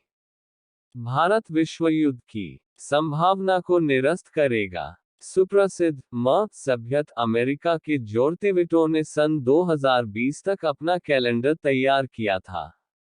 उनकी लिपि का अध्ययन कर पिछले दिनों ला फिन ई मोंडे शीर्षक से एक पुस्तक बोरिस चैटलिन ने प्रकाशित की है, जिसमें चर्चा है कि सन 1999 ही विश्व की परिस्थितियां बड़ी विषम हो जाएंगी। विश्व युद्ध की परिस्थितियां बनने लगेगी, परंतु भारत से उभरने वाली आध्यात्मिक चेतना उन्हें निरस्त कर देगी। यहाँ ये याद रखने योग्य बात है कि मय सभ्यता चिरपुरातन आर्य संस्कृति ही एक अभिन्न अंग रही है एवं उनके ध्वंसावशेषों में नृतत्ववेता भारतीय संस्कृति के चिन्ह ही पाते हैं। भारत की संसार को जरूरत है। महर्षि अरविंद अपने निर्माण से कुछ दिनों पूर्व श्री अरविंद ने कहा था कि भारत नष्ट नहीं हो सकता, क्योंकि संपूर्ण मानव जाति के भविष्य के लिए भारत की सर्वाधिक आवश्यकता है। अगले दिनों भारतवर्ष से ही सारे संसार का धर्म निकलेगा, वह शाश्वत सनातन धर्म जो सब धर्मों में विज्ञान और दर्शन में समय करेगा और मानव जाति को एक झंडे तलेला खड़ा करेगा। नैतिक क्षेत्र में अभी भारत को मानव जाति की म्लेच्छता, गंवारूपन एवं अशिष्टता मिटाकर सारे संसार को आर्य बनाना है, और इसी कार्य के लिए भारतवासी सर्वप्रथम अपने आप को गढ़ेंगे एवं परिवर्तन चक्र पूरे विश्व में फैलाएंगे। नवयुग का अरुणोदय अब निकट ही। भौतिक विज्ञानियों, समाजशास्त्रियों, अर्थशास्त्रियों एवं भविष्य विज्ञानियों ने अपने अपने ढंग से अपने क्षेत्र के तथ्यों के आधार पर आने वाले समय के संबंध में अपने अपने प्रकार की कल्पनाएं की हैं। किसी ने उसे सुपर इंडस्ट्रियल एज की संज्ञा दी है, किसी ने उसे क्रिएटिव ह्यूमन एज कहा है, किसी ने कुछ अन्य नाम से संबोधित किया है, पर एक बात लगभग सभी ने स्वीकारी है कि तब मनुष्य का भावनात्मक विकास चरमोत्कर्ष पर होगा और प्रायः हर कार्य उसका विवेक पर आधारित होगा। ऐसे ही एक दृष्टा मनीषी रूप में विक्तोर ग्रिगोयोविच एफनास्टोप हुए हैं। उन्होंने एक पुस्तक लिखी है, वैज्ञानिक कम्युनिज्म के मूल सिद्धांत, जिसमें उन्हें भविष्य की लगभग मिलती जुलती परिकल्पना की है। नए मानव को ढालना एक मानव जाति का उज्जवल भविष्य शीर्षक अध्यायों में वे कहते हैं कि उस काल में बौद्धिक विकास ही सर्वोपरि नहीं होगा, बल्कि भावना एवं संवेदना के विस्तार की ओर अब विशेष रूप से ध्यान दिया जाएगा, क्योंकि मानव एक अत्यंत संवेदनशील और भावुक प्राणी है और बिना इसके उन्नयन के समाज में परिवर्तन ला पाना असाध्य ही नहीं असंभव भी है। इसे और स्पष्ट करते हुए वे आगे कहते हैं कि मानवीय भावनाओं के बिना सत्य के लिए न कभी कोई मानवीय खोज हुई है और न हो सकती है। अतः निकट भविष्य में व्यक्ति के मौलिक गुण इस रूप में विकसित होंगे जिससे वह अपनी भावनाओं को नियंत्रित करने एवं स्वास्थ्य मनोवेगों को विकसित करने की दिशा में चरण बढ़ाएगा तथा उन्हें अपने तथा समाज कल्याण में लगाएगा, जिससे पिछड़े हुए ऊंचा उठे हुए प्रतिभाशाली बने और प्रतिभाशाली अपनी क्षमताओं का सुनियोजन लोक दल में कर सके। यही है भावनाओं, आकांक्षाओं, मान्यताओं का आदर्शवादी उत्कृष्ट स्वरूप जो अंतःकरण में भाव संवेदना बनकर रहता है एवं जिसके परिष्कृत होने पर कोई व्यक्ति देवमानव बनता है। जिस सामाजिक वातावरण के प्रभाव के अंतर्गत मनुष्य का विकास होता है उसकी परिधि में भौतिक तत्वों के साथ साथ आत्मिक तत्व भी आ जाते हैं। यद्यपि भौतिक तत्वों की तुलना में स्थूल दृष्टिकोण से आत्मिक तत्वों का महत्व कम है, फिर भी वे मनुष्य की समग्र प्रगति में महत्वपूर्ण भूमिका निभाते हैं। इसके अंतर्गत अपने आप को विश्व वसुधा का अभिन्न अंग मानना, सामाजिक तथा वैयक्तिक जीवन में ईमानदारी, जिम्मेदारी, सच्चाई, नैतिक शुद्धता, नागरिक कर्तव्य की उदारता भावना, हरेक सब के लिए और सब हरेक के लिए एवं सब अपने और अपने को सब में मानने की आस्था, जैसे तत्व सम्मिलित है। इनके विकास के बिना न तो सुख शांति सुरक्षित रह सकती है, न व्यक्ति चहुमुखी विकास कर सकता है। अगले दिनों इन्हीं से भरा पूरा हर व्यक्ति दिखाई देगा। शारीरिक और मानसिक कर्मठता के प्रति लोगों की आस्था बढ़ेगी, शारीरिक श्रम के प्रति तिरस्कारपूर्ण और मानसिक तत्परता के प्रति रुझान भी बदलेगा। क्योंकि विज्ञान की प्रगति के बाद भी रोबोट उन व्यक्तियों का स्थान नहीं ग्रहण कर सकेगा, जिनमें मानवीय उदारता, दयालुता, सौहार्द, विनम्रता और कलात्मक सुरुचि की अभिव्यक्ति होती है। पिछली सदी में तकनीकी प्रगति के फलस्वरूप मनुष्य के श्रम करने की शक्ति घटी है। जापान जैसी पंजीकृत देशों में तो शक्ति का वह अनुपात 15% से घटकर 3% हो गया है। इसके कारण बीमारियों की दर बढ़ी है और समय से पूर्व जीर्णता का खतरा पैदा हो गया है, जबकि मानसिक श्रम के साथ शारीरिक श्रम का संतुलन अवश्य होना चाहिए। यही रूस की प्रगतिशीलता का रहस्य है। एक सर्वेक्षण के दौरान पाया गया कि सोवियत जनप्रतिनिधियों की कुल संख्या 22 लाख है। ये मात्र वैज्ञानिक क्षेत्र में ही व्यस्त नहीं रहते, वरन चाणक्य, राजा जनक, नसीरुद्दीन की तरह अपना निर्वाह स्वयं उपार्जित करते हैं। इन प्रतिनिधियों में अधिकांश पेशेवर रीति रही अपितु सामूहिक और राजकीय वैज्ञानिक सांस्कृतिक संस्थानों में काम करने वाले लोग हैं। प्रतिनिधियों के रूप में वे अपने कर्तव्य की पूर्ति अपने खाली समय में बिना पारिश्रमिक लिए करते हैं। परेस्वेका व ग्लासनोस्ट जैसी उदारवाद की ठंडी हवाओं के झोंकों के साथ अब ऐसे समाचार रूस बड़ी संख्या में मिलने लगे हैं। आगामी सदी के उज्जवल भविष्य में यही स्वरूप संपूर्ण विश्व का होगा, जिसमें निर्धारित शारीरिक श्रम के साथ मानसिक विकास के लिए भी हर नागरिक को अवसर मिलेगा, ताकि उसकी बहुमुखी योग्यता विकसित हो सके। प्रत्येक व्यक्ति राफाएल, बाइकप्की, गोकी अथवा पुष्किन जैसा ख्याति प्राप्त महामानव एवं सुधारक बने या न बने, किंतु हर व्यक्ति के अंतराल में महामानव बनने की सुनिश्चित संभावना विद्यमान है। इसे ही विकसित करने की नई प्रक्रिया महाकाल की प्रेरणा से प्रारंभ होगी, जिससे मानव भ्रामक विचारों और मिथ्या धारणाओं से सदा के लिए मुक्त हो जाएगा। अपने व्यापक ज्ञान के आधार पर अपनी नियति का स्वामी बन जाएगा। कुप्रचलनों, अर्धविश्वासों, कुरीतियों का विरोध करने में उसका आत्मबल एवं मनोबल डगमगाएगा नहीं, तब वह इन्हें विवेक की कसौटी में कसकर नए प्रतिपादन प्रस्तुत करेगा। उस समय हर व्यक्ति ऐसी महानता प्राप्त कर लेगा जिसमें वह मानवीय उदात्त नियमों का पालन करेगा, अपने विचारों, भावनाओं और व्यवहार को स्वतंत्रतापूर्वक समाज के हितों के अनुरूप नियंत्रित करना भी सीखेगा। मनुष्य चिंतनशील और संवेदनशील प्राणी के रूप में विकसित होगा, जिसमें समय की अनेकानेक आवश्यकताएं अनावास से पूरी होती रहेगी। यही मानवीय योग्यताओं एवं प्रतिभाओं के अधिकाधिक उपयोग तथा उसके आधार पर उज्जवल भविष्य को सुनिश्चित बना पाएगा। आने वाले समय में जब व्यक्ति की आध्यात्मिकता की उच्चतम अवस्था की स्थापना हो जाएगी, तब मनुष्य बल प्रयोग के बिना अंतराल की प्रेरणा से निर्देशित होकर अपने कर्तव्यों को समझेगा और जिम्मेदारी पूर्वक उन्हें निवाहन में स्वयं को नियोजित करेगा। प्रत्येक मनुष्य अपनी योग्यतानुसार काम करेगा और औसत नागरिक स्तर के निर्वाह में प्रसन्नता अनुभव करेगा। उस समय व्यष्टि समष्टि के लिए और समष्टि व्यष्टि के लिए जैसी भावना ही अंतराल में घुमड़ेगी।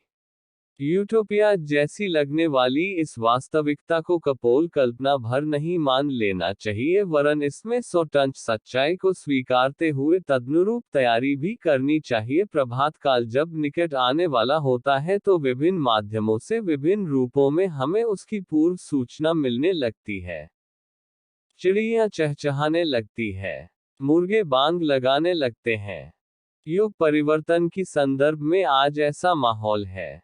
अंतर्राष्ट्रीय स्तर पर घटने वाले तीखे और अप्रत्याशित घटनाक्रमों को देखकर हम ये सहज ही अनुमान लगा सकते हैं कि परिवर्तन का प्रभाव समुपस्थित हो गया है और हमें आज भावनात्मक सुषुप्ति से जगने की तैयारी करनी चाहिए। 99 का फेर, क्या आखिरी फेर। डूसडे 1999 नाम से एक पुस्तक चार्ल्स बर्लिटज ने लिखी है। इस पुस्तक में उन्होंने 1989 से 1999 व फिर एक वर्ष का समय महापरिवर्तनकारी बताया है। ये पुस्तक प्रकाशित तो आज से 6 वर्ष पूर्व हुई थी, किंतु चूंकि हम 1989 में प्रवेश कर चुके हैं, इस पुस्तक के प्रतिपादन अभी भी वैसे ही प्रासंगिक हैं एवं ध्यान देने योग्य है।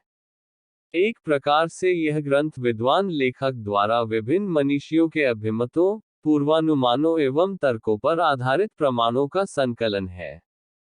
उसे बाइबल की भविष्यवाणियों एवं चिरपुरातन बेबीलोन की सभ्यता के अध्ययन द्वारा प्राप्त ज्योतिर्विज्ञान की गणना पर आधारित कैलेंडर के निष्कर्षों का हवाला देते हुए लिखा है कि हमारे तारामंडल का एक चक्र लगभग सितंबर 2001 में पूरा होता है। इसके 12 वर्षीय पूर्वकालीन समय में व्यापक उलट पुलट एवं फिर एक नवयुग का शुभारंभ होने की बात उनने ज्योतिर्विदों की भविष्यवाणियों को आधार मानते हुए कही है। आज से 2000 से भी अधिक वर्ष पूर्व पृथ्वी का तापमान बढ़ने, जल प्रलय का सा दृश्य आने एवं दैवी प्रकोपों के 20वीं सदी के अंत में बाहुल्य की बात कैसे लिख दी गई यह जानकर आश्चर्य होता है। श्री बटेज लिखते हैं कि यह सोचकर लगता है कि कहीं इस बार 99 का फिर कोई बहुत बड़ा गुल तो नहीं खिलाने वाला है। इसके ठोस आधार के रूप में विभिन्न भविष्यवक्ताओं, आकलनों तथा गणनाओं का हवाला देते हैं जो सभी संयोग से 21वीं सदी के शुभारंभ से ही संगति खाते हैं। वे लिखते हैं कि बौद्ध धर्म के ग्रंथों को पलटने पर भी यही निष्कर्ष निकलता है कि बुद्धावतार का उत्तरार्ध अब प्रकट होने जा रहा है। इन ग्रंथों के अनुसार गौतम के 2500 वर्ष बाद दूसरे बुद्ध का आगमन होगा। ये मैत्रेय नाम से प्रकट होंगे, वे नवयुग की शुरुआत करेंगे। तिब्बत के लोगों में तो यह मान्यता ही है कि 13वें दलाई लामा के बाद ये युग समाप्त हो जाएगा व नई जीवन पद्धति आरंभ होगी। आने वाले वर्ष ही बताएंगे कि क्या होगा, क्या नहीं। 21वीं सदी अर्थात इसी आशय का मंतव्य प्रकट करते हुए सोवियत प्रेस से प्रकाशित स्पुतनिक मासिक पत्रिका जनवरी 1989 for the sake of man in the 21st century नाम से एक संपादकीय टिप्पणी प्रकाशित हुई है, जिसमें 21वीं शताब्दी में मनुष्य के उज्जवल भविष्य की संभावनाएं प्रकट की गई है। इस नई शताब्दी को उसमें ए न्यू मिलेनियम के नाम से संबोधित किया गया है, जिसका अभिप्राय स्वर्णयुग अथवा सतयुग से होता है। इसमें उल्लेख है कि नवयुग के शुभारंभ से पूर्व संसार में अनेकानेक प्रकार के क्रांतिकारी परिवर्तन होंगे। आज का अनगढ़ मनुष्य कल इतना समझदार, सुयोग्य एवं सुशिक्षित हो जाएगा कि संसार की भलाई बुराई को अच्छी तरह समझ सकेगा। अनुचित को छोड़कर उचित को ग्रहण करने वाली विवेक बुद्धि का विकास कर लेगा। उसमें जीवन के सदुपयोग की सूझबूझ जगेगी। सामाजिक उत्तरदायित्वों को पूरा करने की प्रवृत्ति का विकास होगा। भविष्य को स्वस्थ, सुंदर और सुखमय बनाने की प्रेरणा उभरेगी। सामुदायिक प्रवृत्तियों को प्रोत्साहन मिलेगा। उत्पादन क्षमता में अभिवृद्धि होगी। औद्योगिकरण को बढ़ावा मिलेगा, जिससे लोगों की आवश्यकता की आपूर्ति आसानी से हो सकेगी। स्वास्थ्य, शिक्षा और आवास व्यवस्था की सुविधा में किसी भी प्रकार अभावग्रस्तता का सामना नहीं करना पड़ेगा। बुढ़ापे को कष्ट साध्य नहीं बनने दिया जाएगा। सामाजिक सुरक्षा सबको समान रूप से मिलेगी। पत्रिका के संपादक का कहना है कि इस शताब्दी के अंत तक समूचे विश्व में नैतिक, बौद्धिक एवं सामाजिक क्रांति का वातावरण बनेगा।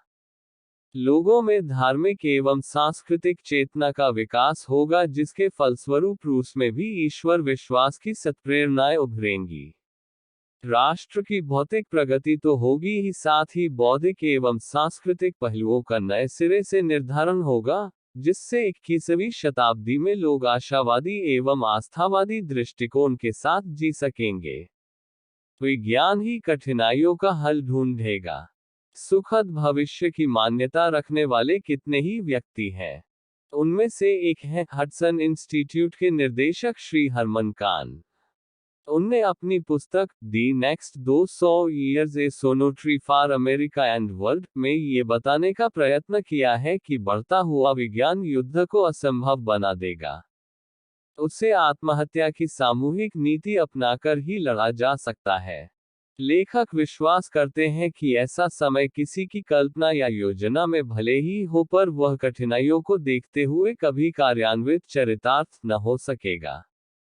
इसी मत की पुष्टि विश्व परिस्थितियों के विश्लेषणकर्ता विद्वान विलियम ब्राउन, लियन मार्टेल आदि ने की है। वर्तमान समस्याओं और संकटों की यथार्थता तो स्वीकार करते हैं, पर साथ ही यह भी मानते हैं कि पिछले 2 युद्ध का अंत जिस प्रकार संधि के रूप में हुआ, इस बार भी विनाश के निकट पहुंचते पहुंचते विश्व नेता कोई काम चलाओ संधि कर लेंगे, जिससे भय भी बना रहे और प्रगति के लिए किया जाने वाला कार्य भी न रुके। उपरोक्त पुस्तक का प्रतिपादन है कि अगले समय में विज्ञान के उन पक्षों का विकास होगा जो मनुष्य की कठिनाइयों को हल करते और मुख्य सुविधाओं का द्वार खोलते हैं। अभी तक पृथ्वी का दोहन हुआ है, उसी पर पड़े या गड़े खनिजों का दृश्यमान प्रकृति संपदा का दोहन हुआ है। समुद्र 70% है और समुद्र का आयतन 70%, ये 2/3 भागना तो निरर्थक है और न इस योग्य कि उसे उपेक्षा के गर्त में डाले रखा जाए। अब मनुष्य का ध्यान इस ओर मुड़ेगा तो जहां तहां उभरे टापुओं की अनगढ़ भूमियों को भी विकसित किया जा सकेगा, जैसा कि जापान का एक छोटा जखीरा प्रगति और परिस्थितियों का तालमेल मिलाकर देखने से अनुपम दिख पड़ता है। धरती पर अभी इतनी जमीन बाकी है जिन पर सैकड़ों नए जापान बसाए जा सके और उन्हें हर दृष्टि से समृद्ध किया जा सके। समुद्र में प्राणी संपदा, रसायने और वनस्पतियों इतनी अधिक है कि वे हजारों वर्षों तक मनुष्य की निर्वाह समस्या का समाधान कर सकती हैं। समुद्र तल पर तैरती हुई बस्तियां बनने और स्थित एवं गतिशील बनाए जा सकने की पूरी संभावना है। ऐसी दशा में जिस भूमि या व्यवसाय को लेकर इन दिनों जो आपाधापी चल रही है, उसकी उत्पादन अभिवर्धन बढ़ जाने की दिशा में कुछ भी आवश्यकता न रहेगी। लोग छीन झपट की अपेक्षा वैज्ञानिक आधार पर अपने सुविधा साधन बढ़ावेंगे, नए पदार्थ विनिर्मित करेंगे। जैसे कि प्लास्टिक के इतने अधिक विकास की गुंजाइश है कि उसकी मजबूती को देखते हुए मकान, रेल, वायुयान ही नहीं विशालकाय कारखाने भी खड़े किए जा सकें। धातुएं कम पड़ जाने की स्थिति में उसका स्थान कृत्रिम प्लास्टिक ग्रहण कर लेगा।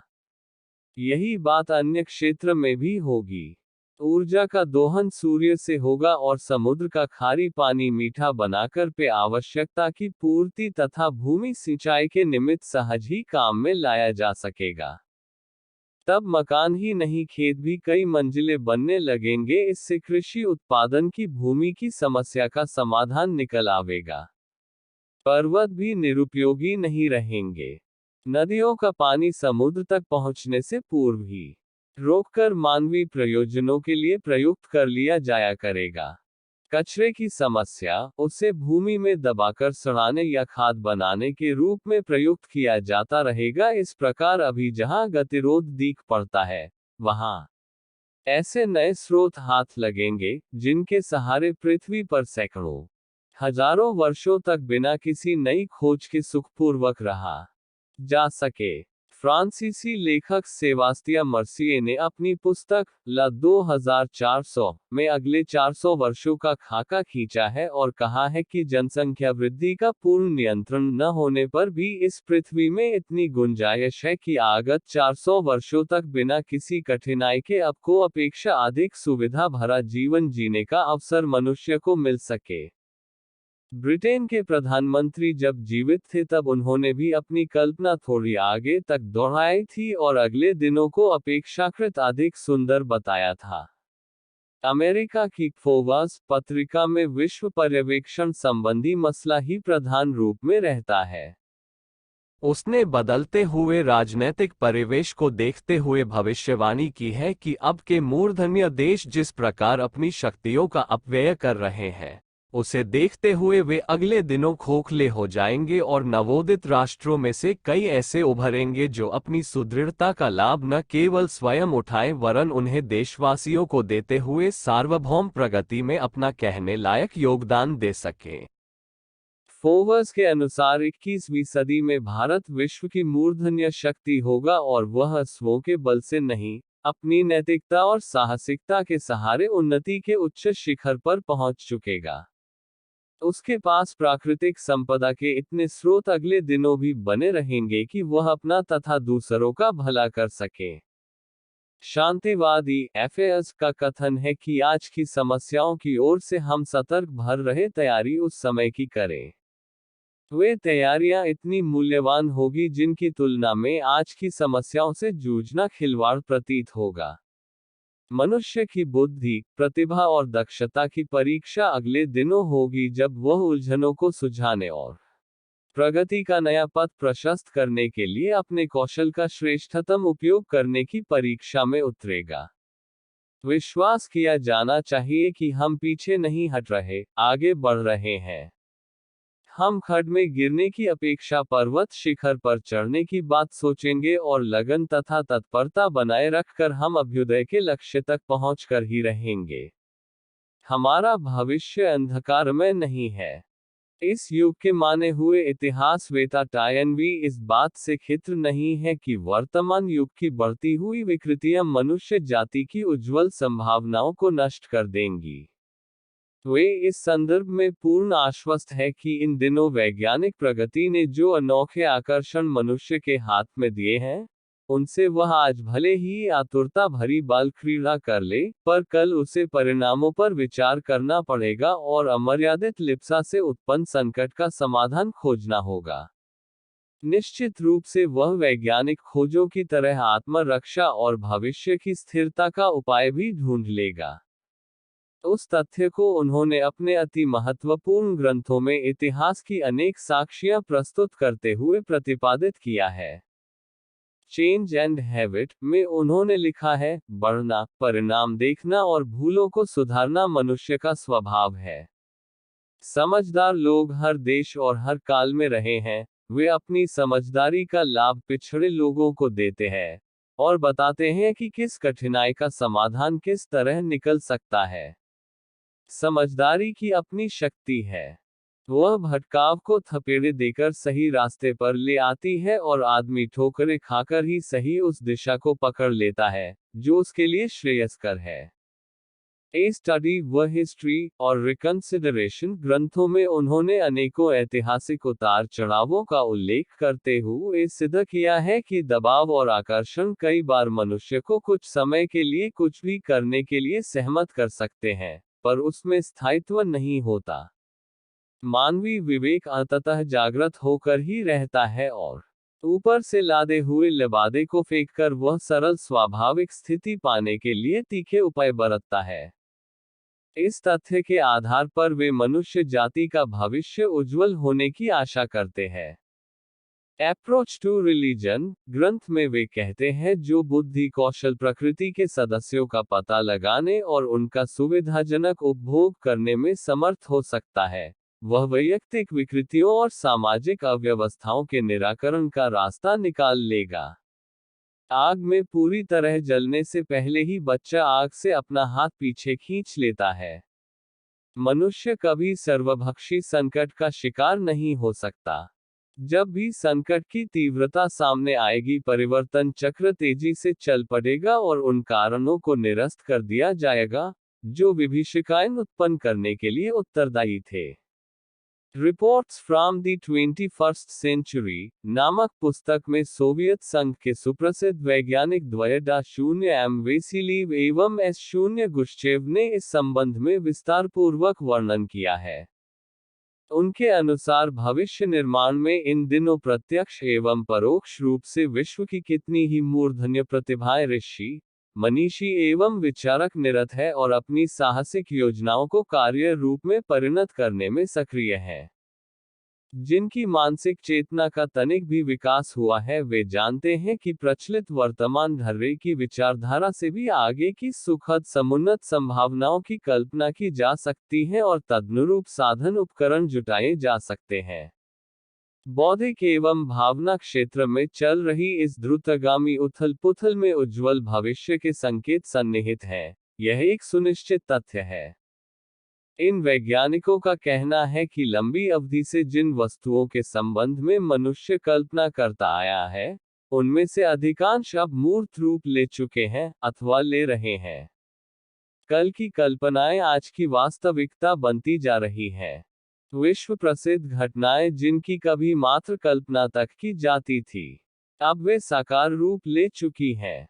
अग्नि एवं विद्युत का आविष्कार, लोहे का उत्पादन, भाप इंजन की खोज, परमाणु ऊर्जा का नियंत्रण, कृत्रिम उपग्रहों द्वारा ग्रह पिंडों पर आवागमन आदि के सपने आज सबके सामने मूर्तिमान रूप में दिख रहे हैं। कभी समय था कि मनुष्य का एकमात्र अस्त्र तराशा हुआ पत्थर होता था।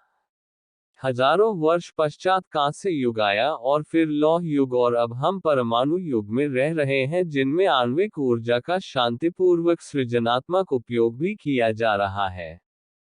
युगांतरकारी सभी घटनाएं ये सिद्ध करती है कि यदि हम में से प्रत्येक सुदूर भविष्य के समुज्ज्वल पक्ष का चिंतन करना आरंभ कर दे और उसके कल्पना चित्रों को मन में गहरी जड़ें जमाने दे तो कोई कारण नहीं कि अगले ही दिनों वह कठिन श्रम, सत्प्रयोजनों एवं अध्यवसाय से जुड़कर वास्तविकता का रूप ग्रहण न कर ले और 21वीं सदी में प्रगति की उच्चस्तरीय संभावनाएं साकार रूप में सामने खड़ी न दिखने लगे।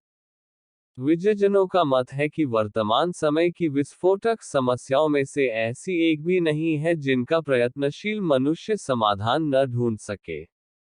जनसंख्या की अभिवृद्धि की ज्वलंत समस्या को ही ले तो ये स्पष्ट हो जाएगा कि अब अधिक अभिवृद्धि की गुंजाइश नहीं दिखती। हम में से प्रत्येक विचारशील अब इस तथ्य से अवगत हो चुका है कि यदि अगले दिनों धरती पर मनुष्य को रहना है तो उस पर अधिक भार नहीं लादा जा सकता। D0 मेंडेलिएव जैसे विख्यात विचारशीलों का कहना है कि इस संबंध में मनुष्य की मूर्छना जगी है और वह बहुप्रजनन जैसे कष्टकारक प्रक्रिया से पीछे हटने लगा है। 21वीं शताब्दी में रहने वाली जनशक्ति के लिए भोजन, वस्त्र एवं आच्छादन जैसी अनिवार्य जीवनोपयोगी सुविधा साधन जुटा लिए जाएंगे। इसी तरह मिलजुल कर सहकारी ढंग से विविध क्षेत्रों में महाक्रांतिकारी उपलब्धियां हस्तगत कर ली जाएंगी। वसुधैव कुटुंबकम की भावना ही सर्वत्र सभी मनुष्यों में सक्रिय दिखाई देंगी। जिस तरह आधुनिक रासायनिक उद्योग ने माल्थस सिद्धांत और उसके साथ ही हासमान उर्वरता के उस निराशावादी सिद्धांत को झुठला दिया है जिसे कभी एक अकाट्य नियम के रूप में जाना जाता था, उसी प्रकार अगले दिनों किसी को भी भूखा न रहना पड़ेगा। विशेषज्ञों के अनुसार तब विविध तकनीकों के प्रयोग से रेगिस्तानों को भी उर्वर बनाया तथा कृषि उत्पादन को 7 गुना अधिक बढ़ाया जा सकेगा। उस क्षेत्र का विस्तार करके उसमें 14-15 गुना तक की अभिवृद्धि की जा सकेगी। इस तरह मनुष्य को खाद्यान्नों में किसी प्रकार की कमी के बारे में चिंतित होने की आवश्यकता नहीं पड़ेगी। वैज्ञानिकों का कहना है कि चूंकि मनुष्य अभी अपने वास्तविक वैज्ञानिक कौशल एवं पुरुषार्थ का सही मूल्यांकन नहीं कर सका है, इसलिए समस्याएं जटिल और भयावह दिखती हैं। किंतु जब उसे इसके सुनियोजित की कला ज्ञात हो जाएगी तो न केवल धरती और रेगिस्तान में वरन समुद्र में भी वह खेती कर सकेगा और अधिक जनसंख्या के लिए भी पर्याप्त भोजन व्यवस्था जुटा लेगा। इस तरह निर्वाह समस्या सुलझा लेना एक महत्वपूर्ण ऐतिहासिक घटना होगी। आर्थिक क्षेत्र की तरह ही सामाजिक एवं राजनीतिक आदि क्षेत्रों में भी महाक्रांतियां उठ खड़ी होगी। युद्धोन्मादियों का समय रहते विवेक जगेगा और अणु आयुधों के शास्त्रीकरण प्रतियोगिता में लगने वाले श्रम, साधन, समय और पूंजी की बर्बादी रुकेगी और उस बचत का उपयोग शांतिपूर्ण रचनात्मक कार्यों में होने लगेगा। अब बारी है नवयुग के नवोन्मेष की। क्रांति का अर्थ है नवीन संरचना, आमूलचूल परिवर्तन। ये परिवर्तन चाहे सामाजिक हो, आर्थिक, राजनीतिक, सांस्कृतिक अथवा धार्मिक कुछ भी हो, सभी के मूल में विचार कांति ही सन्निहित होती है। जब मनुष्य को एक सामाजिक संरचना अथवा व्यवस्था पुरानी या असंतोषजनक लगने लगती है, उसी समय से उसके अन्न में उथल पुथल मचने लगती है। तब एक ऐसी व्यवस्था की आवश्यकता अनुभव की जाने लगती है जो तत्कालीन समय और समाज के अनुरूप हो और उसकी शांति में प्रगति में सहायक भी। प्रारंभ में ऐसी हर एक क्रांति का रूप वैचारिक ही होता है, बाद में यह अपने साकार रूप में आती है। इस प्रकार यह कहना अत्युक्तिपूर्ण न होगा कि विचार क्रांति का इतिहास लगभग उतना ही पुराना है जितना समाज के उद्भव का इतिहास। यह उद्गार प्रकट किए हैं मूर्धन्य समाजशास्त्री F. किंडरनवार्ड ने अपने बहुचर्चित कृति फुटस्टेप्स इन सिविलाइजेशन में। ये सत्य है कि आदिकाल में विचार बुद्धि के उदय के साथ ही मनुष्य की भौतिक स्थिति में परिवर्तन होना आरंभ हो गया होगा। जब एक परिस्थिति एवं स्थिति उसे कष्टकर व असहाय लगती होगी तो उसके विचार तंत्र सक्रिय होते होंगे और वह नई स्थिति एवं परिस्थिति की खोज के लिए प्रयास आरंभ करता होगा। इस प्रकार यह परिवर्तन उसके लिए कुछ समय तक संतोषदायक रहता होगा और फिर वही प्रक्रिया आरंभ होती होगी, अर्थात प्रारंभ में विचार एवं पुनः उसका मूर्तिमान रूप। ये प्रक्रिया जब व्यक्तिगत होती है तो प्रगति कहलाती है और जब सामूहिक बन जाती है तो वही कांति कहलाने लगती है। इन दी बिगिनिंग नामक पुस्तक में G. इलियट स्मिथ कहते हैं कि मानवीय विकास के आरंभ काल में चूंकि समाज का सर्वथा अभाव था, अस्तु ये परिवर्तन व्यक्तिगत स्तर से आरंभ हुआ एवं कालक्रम में जब समाज राष्ट्र का विकास हुआ तो क्रांति शुरू हो गई। समाज के विकास के साथ क्रांति की शुरुआत क्यों व कैसे हुई? इस प्रश्न का उत्तर प्रिंस कोपाटकिन अपने निबंध क्रांति की भावना में देते हुए कहते हैं कि चूंकि क्रांति सामूहिक परिवर्तन का द्योतक है, अतः समाज के किसी क्षेत्र विशेष में आमूल चूल परिवर्तन उसके एक इकाई में परिवर्तन से संभव न होगा क्योंकि समाज की प्रत्येक इकाई एक दूसरे से संबद्ध है। अतएव सभी इकाइयों को एक साथ वांछित सांचे में ढालकर ही इस लक्ष्य की प्राप्ति की जा सकती है। वे कहते हैं कि इन्हीं परिस्थितियों की चपेट में आकर समाज के समस्त तत्कालीन अवांछनीय तत्व समाप्त हो जाएं और उनकी जगह ऐसे युगानुकूल तत्व ले लें जो मानव समाज को शांति संतोष की विचारधारा से अनुप्राणित कर दें। मूर्धन्य पुराविद प्रो. गॉर्डन चाइल्ड अपनी रचना मानव प्रगति की कहानी के नव पाषाण युगीन क्रांति अध्याय में लिखते हैं कि हिमयुगों की दीर्घकालीन अवधि में बाह्य प्रकृति के प्रति मनुष्य के दृष्टिकोण में कोई मूलभूत परिवर्तन नहीं हुआ था। यद्यपि उसने संग्रह विधियों में भारी सुधार कर लिए थे, किंतु हिमयुग के तुरंत बाद प्रकृति के प्रति मानवीय दृष्टिकोण में ऐसा द्रुत और आमूल चूल परिवर्तन आया जो भविष्य में उसके लिए लाभकारी सिद्ध हुआ। वे आगे कहते हैं कि यद्यपि हिमयुगोत्तर काल मानवीय अथवा मानवेतर प्राणियों के विकास काल की तुलना में अत्यल्प है और लगभग इसके 20वें भाग के बराबर है, पर इस स्वल्प काल में ही मनुष्य ने प्रकृति के साथ सहयोग द्वारा उसे नियंत्रित करना सिखा लिया। प्रो. गॉर्डन चाइल्ड इसे भी एक क्रांति मानते हैं जो सत्य है और तथ्य भी। तात्विक दृष्टि से देखा जाए तो इसके मूल में भी विचार क्रांति प्रच्छन्न नजर आएगी। हिमयुगों के उस काल में बाबरा की प्रकृति की इस विनाशलीला से बचने के लिए तत्कालीन लोगों ने सर्वप्रथम इसके निमित्त कारणों पर विचार किया होगा और एक बार जब इसका वास्तविक कारण उन्हें ज्ञात हुआ तथा पता चला कि प्रकृति के साथ सहयोग कर इस विपत्ति से बचा जा सकता है, तो उन्होंने सामूहिक रूप से यह प्रयास आरंभ किया। अपनी चिंतन चेतना व विचारधाराओं में ऐसे परिवर्तन लाकर अपने जीवन के क्रियाकलापों एवं गतिविधियों को बदला जो प्रकृति प्रकोप के आधारभूत कारण बनते थे।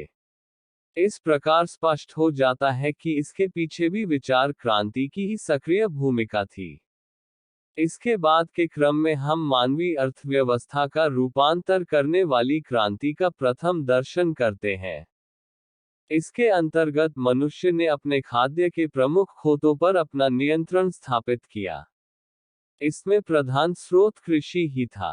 कृषि की भी अनेक प्रणालियां थीं। एक पद्धति यायावरी कृषि की थी। अमेरिका, अफ्रीका की जनजातियों में कुछ वर्ष पूर्व तक ये पद्धति जीवित थी।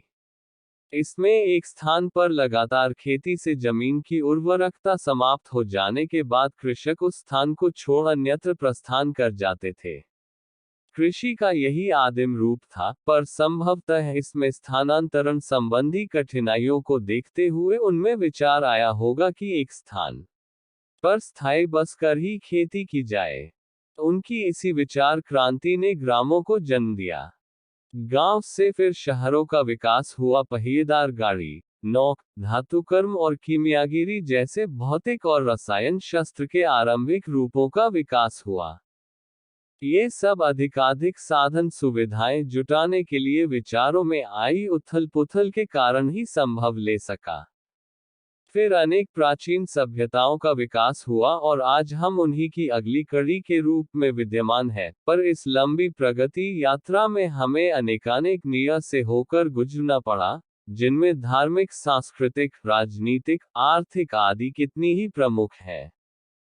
अब हम अंतरिक्ष युग के कड़े जाते हैं, किंतु ये भी विचारों में विकास के कारण ही शक्य हो सका।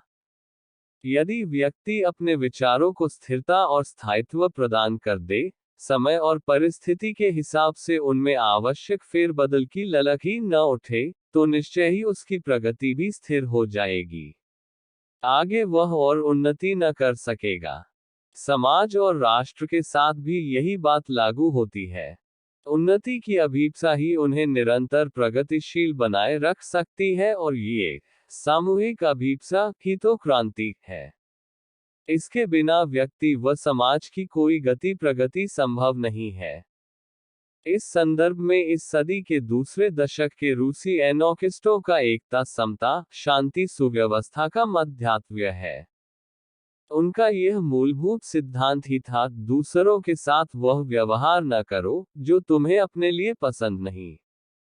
स्पष्ट है कि वे दूसरों द्वारा स्वयं के प्रति भी वैसा कोई भी व्यवहार सहन करने के पक्षधर नहीं थे, जो नैतिकता, समानता, शांति और सुव्यवस्था के मानदंडों पर खरा न उतरता हो, और जहां कहीं स्थिति ऐसी दिखाई पड़े, वहां कांति कर दो। शांति अर्थात विचार क्रांति उनका स्पष्ट घोष था, क्योंकि यहाँ एकमात्र उपाय है उस स्थिति से निपटने और शाश्वत शांति एवं स्थायित्व प्राप्त करने के लिए। कितना सही कथन है। वर्तमान समाज शास्त्रियों का भी यही कहना है कि जिस समाज व्यवस्था में अशांति होगी, उसका अंतिम परिणाम भी क्रांति विचारती यहाँ हमें उससे बचाकर आगे की प्रगति की स्थिति में पहुंचा सकती है। यहाँ एनोकिस्टों की क्रांति खूनी न होकर रक्तहीन विचार क्रांति ही है, क्योंकि वे साधन साध्य मार्ग ध्येय की पवित्रता पर जोर देते हैं। 1917 की रूसी बोल्शेविक क्रांति पर दृष्टिपात करें तो ज्ञात होगा कि जारशाही की साम्राज्यवादी और दमनकारी नीतियों से परेशान होकर ही वहां की जनता को उसके विरुद्ध आवाज उठानी पड़ी थी। उनमें विचार चेतना जगी तो क्रांति हो गई।